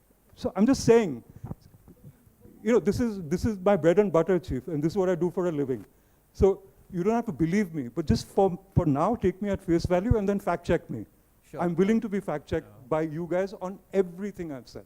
Hello, sir. Yeah, sir. So, first of all, apologies for being impertinent, if I am. No, please. Yeah. Have I not been impertinent? Yeah. So feel free. First of all, yeah, from your talk, I took that yes, Bangladesh should be respected. Yeah, the optics should be changed. But when you mention that there's a Bangladesh 2.0, India Bangladesh 2.0, well, I believe that there is also India 2.0. So the question that popped in my head, it's kind of not that technical, but a personal one. It is, why should we always be submissive? Like you mentioned the Maldives example as, let's say, you mentioned that Maldives, our foreign minister, we had some trouble in Maldives, but didn't, how can we not respond when their officials are insulting our Indian ethos? And second question, and second of all, adding to my colleague's point, it's also the Indian or Hindu minorities in Bangladesh. So I guess you answered the question about that. Yeah, you did. Thank you. So just a minute, I'm sorry. So yeah, so my question, so the first question was this, that so even if this India 2.0 is like, due to becoming this India 2.0, we are being at a crosshairs with our neighbors, because in my opinion that the pace at which we are developing is they are not. So I believe it's their optics that should be changed, and that was the first question. And the second one is quite technical. You mentioned about the quota policies in Bangladesh, due to which the this all thing started. So can you just put a light on those? What exactly were they in, let's say, a summarized form? Yeah. Both are absolutely valid, and you're not being impertinent at all. Thank you for asking the question. Nobody's being impertinent for the record. See, the thing, I've thought of this myself, because I'm a direct beneficiary of India's economic growth. One of the reasons why this conversation wouldn't be taking place 35, 40 years ago, because we didn't have freedom of speech in a manner that we do it now. We're speaking frankly with each other. And like you, I'm a beneficiary also of India's economic growth. But does that make me incumbent to be arrogant when I travel to Nepal, because I get 1 rupee to 1.6 Nepali rupees, and when I go to Dhaka, I get 1 rupee to 1.4 Bangladeshi taka, and when I go to Sri Lanka, I get 1 rupee to 2.90 Sri Lankan rupees, and so on and so on. Let me finish. You've made your point, I'm addressing it. I think it is a fallacy to equate economic growth. Just the statement I would submit to you, if I'm not being impertinent now, smacks of arrogance. That because my economic growth is better and I'm growing quicker than other economies of the region, I have every right to be arrogant about the region, and they should look up to me. That is precisely, my young friend, is the problem with India's approach in Bangladesh. That optics, that is where the optics have gone wrong. China's economy is about 3 times bigger than India's, maybe more, maybe less, plus minus. They don't do this in Bangladesh. They don't say that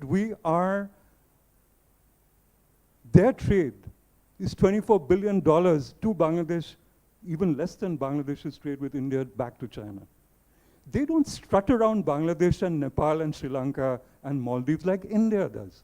They are far more practical. They can be much more arrogant than India. They are not, because they don't equate the economic strength and the power. They will come with their BRI, they will come with all their policies, but they will come at it saying, this is good for you, partner with us. India's outlook has not been one of partnership. There is a great difference in attitude, body language, and the words used. Right? So the optics should be both sides, right? So that's why I started with certainly, but to expect Bangladesh, that also precludes one great reality. The same way that you expect anyone in the region, and they do, by the way, they all look up to India's growth. Let me say this to you very clearly. They look to India and India's economic growth. They look to India's budget. They look to India's foreign policy to see if it conflicts with them. So when India, last year, when it was the G20 president, they invited Bangladesh, and not Sheikh Hasina necessarily, as the head of government of Bangladesh, to be a special partner, special invitee to the G20, all Bangladeshis appreciated it, because it was a recognition of the country, right? That, to my mind, ladies and gentlemen, is how policy should be conducted, as partners, as at least the optics of presuming to be partners, of assuming that we are in the game together. It's not zero sum, it is one of partnership. What is seen when you say that, because India has the bigger economy, Bangladeshis should defer to India, doesn't work like that, because that precludes that Bangladesh is also not where it was in 1971. Bangladesh in 1971, which is called a global basket case, to Bangladesh in 2024, where India's seeking to partner with Bangladesh and using Bangladesh to secure its eastern aspect against other enemies and China. That means it sees a value in it, right? You see? So the same way that India must, so when we go to America and we're treated like rubbish at immigration at Newark or LA or San Francisco, because we feel done out of, because we've come so far from 1947 and we are pissed off because we stand in the hot sun for our Schengen visas and we're treated like next to nothing in Europe, where if we want to be for 5 days in Europe, we have to show 5 days of hotel vouchers before we go. Don't we feel bad, my young friend? Don't we yearn for partnership? Don't we look, think. You know, so we must think universally. If you're looking at policy, if you're looking at attitude and body language, then what we seek others to do to us, we must do unto others as well. To be a bit biblical at this particular point. Sorry, are you guys falling asleep?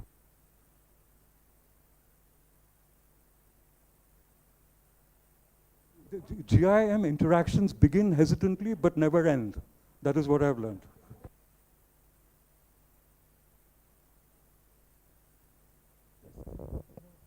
That he has raised can be addressed. See, in diplomacy, in country-to-country interests, we are not talking about relationship between you and me.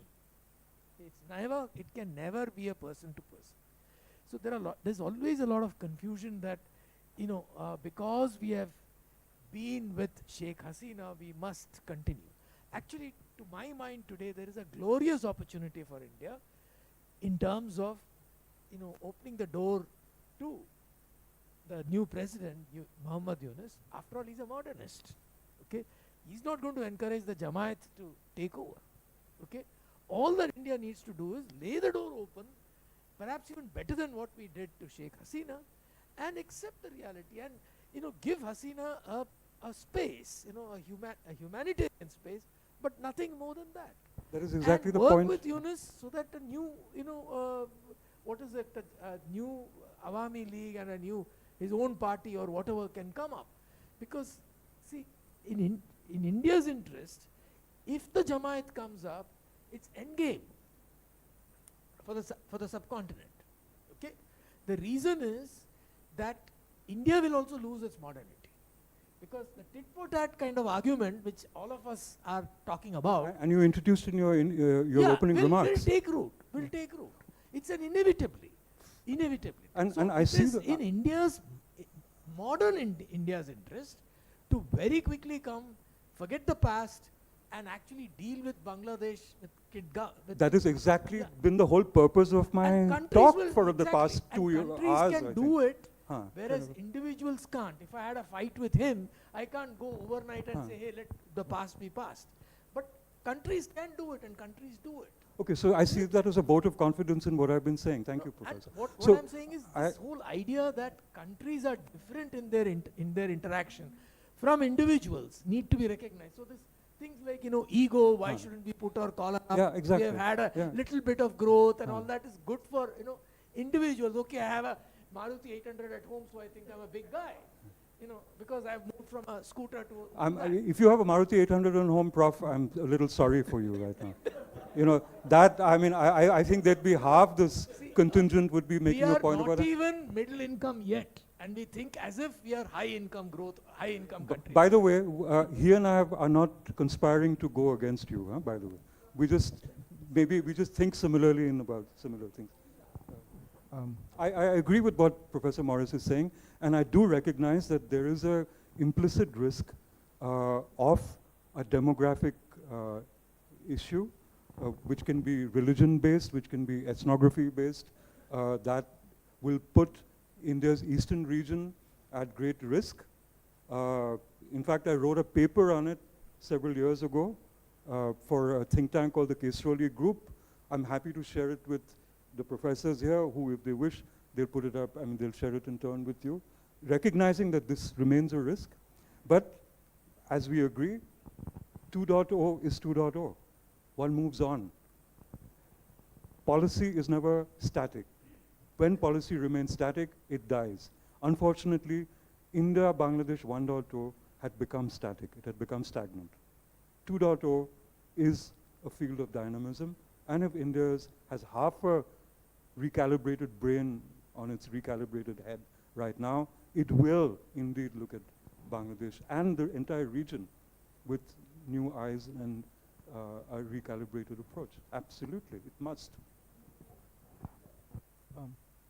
Good evening, Professor. First of all, thank you so much for throwing light on the other side of the things, because with Indian media, I think, which has influenced the opinion of most of my peers here, and hence the questions that have come forth so far. So first of all, I'd like to lay out an anecdote that I heard from one of my friends who graduated from Cambridge and started working 2 days prior to 5th August in Bangladesh, and he's been there. And I've been seeing his stories from on the ground, and I've seen students reclaiming every public space. They have been managing the traffic. They've been drawing murals about development across the country. They've been guarding places of worship for minorities, and this is something that is not coming out in the Indian media. And henceforth, the opinions that has been shaped for most of my peers who are sitting here, right? So I'd like to ask you, how can the general negative perception against Bangladesh and the forces that led the movement be altered among Indian masses? And when all we get is a biased and bigoted view of things from the Indian media, which is mostly fed by what the, the dispensation at the center tells them to do, right?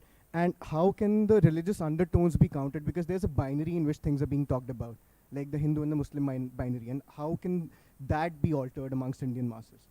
Very good question. I think the media, whom you brought up as a fulcrum for, in Bangla we have a term called Noshter Gora, which is basically the root of the problem or the root of the ill, right? And media is certainly contributed to the miscommunication and the disinformation.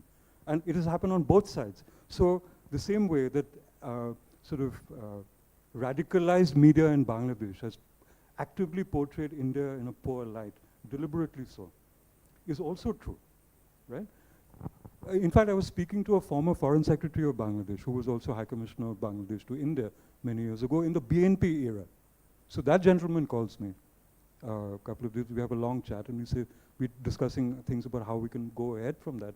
One of the things, for instance, since media is at the root of evil and media is at the root of good as well, many good things can happen and should happen. We were talking about how the High Commissioner of Bangladesh in Delhi should be reaching out to Indian media and inviting Indian media to visit Bangladesh and see things for themselves. Problems happen when people sit in New Delhi and commentate on what's going on in Dhaka without having a clue, because it is coming in second hand, third hand, and fourth hand, and it's being fed. Or it's come to the extent where many in Indian media, and I've tracked this because I've been a journalist in my previous life as well, and I continue to be one in my heart and soul, where they have taken story cues from social media, from unverified rumor mongering that has happened on Indian social media and Bangladeshi social media. There is misinformation there as well. Only that I have seen for myself that the many fact-checking organizations in Bangladesh have actively fact-checked misinformation and disinformation for what it is, including things against India. I have not seen a similar momentum to that volume, to that level in India, fact-checking as to what is being said about happening in Bangladesh. So I think there should be greater interaction between the media of the two countries. People should be going to Bangladesh to see Bangladesh right now. In fact, one of the things that I've been suggesting is that Dr. Yunus and his cabinet invite people from India to come and talk to them, to come and talk to the people in Dhaka, come and go to Chittagong, go to all the cities of Bangladesh, talk to businessmen, talk to policymakers of the interim government with full access, easy access, right? What was the problem? And that is something Prof. Morris was talking about earlier, G2G and P2P, which is what I talked about earlier. For the longest time, policymakers from New Delhi have been flying into Dhaka and going straight into the Prime Minister's office or the Prime Minister's residence in certain cases, leading think tanks, leading officials, and not interacting with the civil society of Bangladesh, not been interacting with the media of Bangladesh because they've had access. You see? When you have that kind of echo chamber happening, how can we expect real-time information to be absorbed? How can we operate out of that echo chamber? So I think there has to be definitely greater interaction. Media is a good way to begin. There should be media coming in absolutely from India, from Delhi, from Bombay, from Kolkata, from Guwahati, which is a risk area as far as Bangladesh is concerned, a stated risk area where the Chief Minister of Assam has for the past 3 years not stopped demonizing Bangladesh and Bangladeshis. Interaction needs to happen. I've even gone to the extent that maybe Bangladesh needs to not be defensive about itself and send out trade delegations and business delegations to India more in greater volume and with greater intensity than it has done in the past. Show value propositions to India and Indian businesses over and above that has already been proven so that people like you and I have a greater awareness of it. So I think there is much work to be done. So 2.0, as Prof said, and I agree with him, is a time of great opportunity to redefine this hyphenation for mutual benefit, true mutual benefit, not zero sum, not from a point of arrogance. Yes, we have the larger economy, we know it. And after that, where do we go from there? Do we remain complacent with our post-Maruti 800 reality, or do we engage with people who might still be traveling in Maruti 800s without trace of arrogance or complacency or zamindari? Indians are called South Asia's zamindars. I have myself used the term in my own writing. India has to stop behaving like a South Asian zamindar and behave like a South Asian citizen.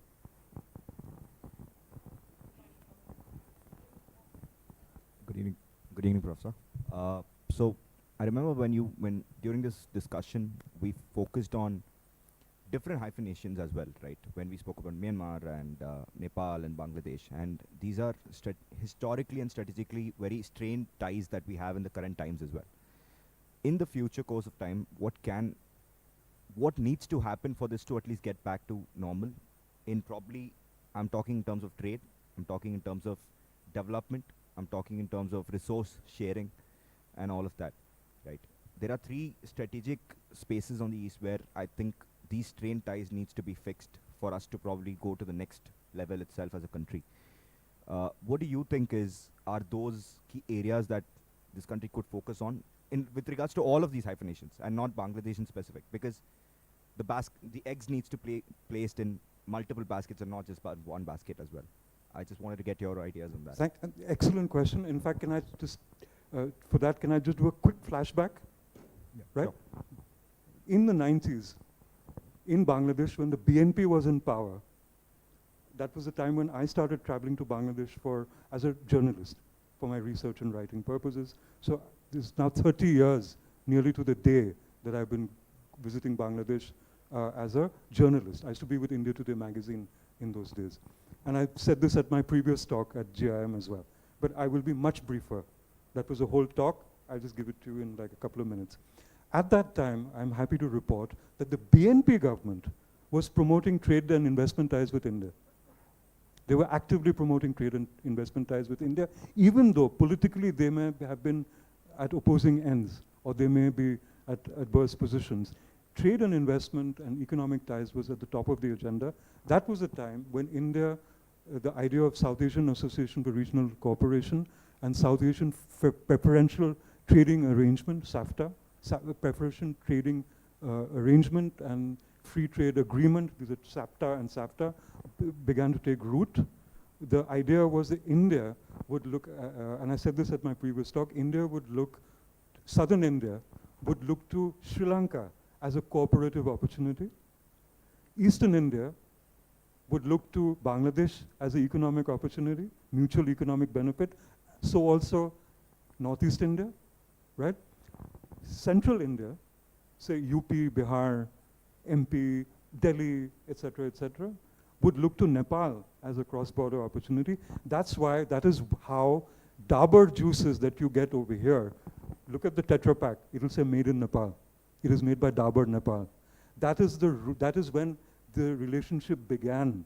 That is when in the 90s, 30 years ago, people were talking the language they needed to be talking about right through, instead of being distracted with political miasma and political nonsense. Okay? People are open to that because it's mutual benefit. Nepal, people got very upset in 2015, the year of the earthquake, and I was there during the earthquake with my daughter. We were on vacation. We got caught in the earthquake and we got away because Nepalis helped us. We lived because Nepalis helped us. That same year, because there were elections in Uttar Pradesh. Look back, there are always connections, there's always politics.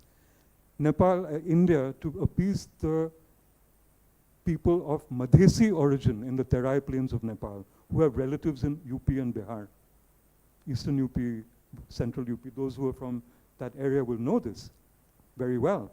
It's like a brotherhood, sisterhood for generations now. They intervened in the constitutional implementation in Nepal directly in order to ensure benefits for the Madhesis in order to score political points for the UP elections. It was a direct point. And when the Nepalis pushed back, because they said, our constitution, our business, who the hell are you to say anything to us, right? Which the Hindus of Bangladesh are telling the Hindus of India right now, saying, yes, we are victimized, but we are Bangladeshis first, and then Hindu. There is also that, similarly in Nepal. When they pushed back, India imposed an embargo. They stopped transportation for a couple of months. This happened in the summer and the autumn when the country had been devastated by an earthquake that very year, 3 months prior. Nepal was on its bleeding knees, and India implemented an economic blockade on Nepal. Nepal has not forgiven that, not forgotten that. These are the little churlish episodes which India doesn't need to do for the greater good of its own grand status as an economic power. India has paid the price of this churlish, ridiculously short-sighted behavior vis-a-vis hyphenations, and has created poor optics, right? I'll give you an economic example. Bangladesh, 2020, 2020-21, Sheikh Hasina came to India on a state visit. The Railway Department of Bangladesh had made a request saying we need rolling stock, we need engines, we need infrastructure. It got routed through the state visit to India. Net, what happened? Last year, 20 locomotives, diesel locomotives, which India doesn't use very much of anymore because we've gone electric, was sent to Bangladesh as a goodwill gesture. I thought a terrific move. But the optics is so bad, and this was done on a Bangladeshi request to India, right? The rhetoric in Bangladesh, in the media and social media at that point of time, is that this is what friends do. They're sending us second-hand engines. Can't they send us brand new diesel locomotives? At a time when 85% of Bangladesh's car imports are what are called JDM imports, Japan domestic market. 85% of car imports from Bangladesh to Bangladesh are used Toyotas and Mitsubishis. Bangladesh doesn't have a problem with that. They're not, there's no bad optics for Japan. There's no bad optics with China. But even when India is doing a good gesture, and which I thought was terrific, it was given over to Bangladesh, 20 diesel engines, which are now part of Bangladesh's rolling stock. It was criticized as being, charity. Can't a friend do more? The optics has gone on to that level. And that is what must be repaired. But even good things are seen as suspicious activity. What a sad story for it to come to this. It doesn't need to come to this. And that's the whole point of, I thought, our discussion this evening. But thank you very much so economic imperative, I think, will rescue us. Economic mutuality will rescue us. I'm a firm believer in that. We can disagree, but I'm a firm believer in that. Thank you. Thank you.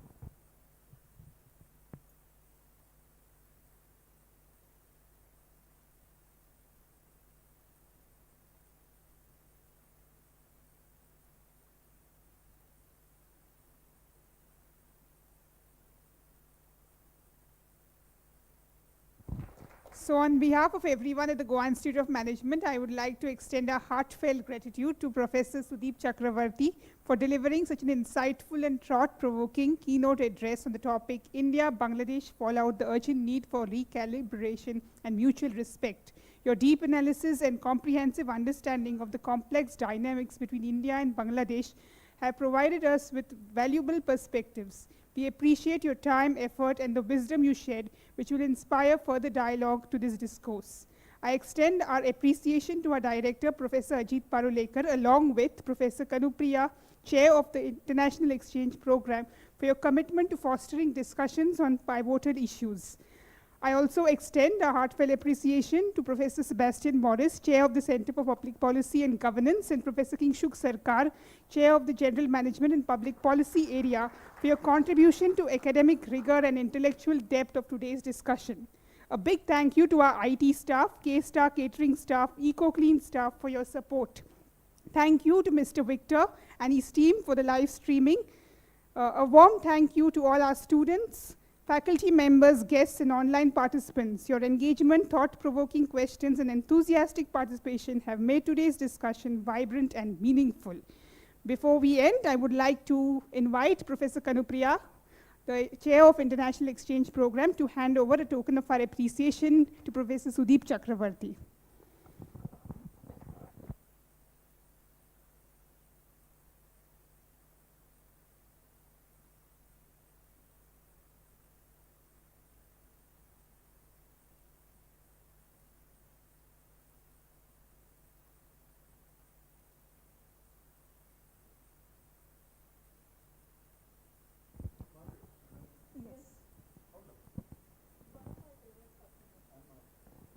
So thank you everyone, and wishing you a good night and pleasant.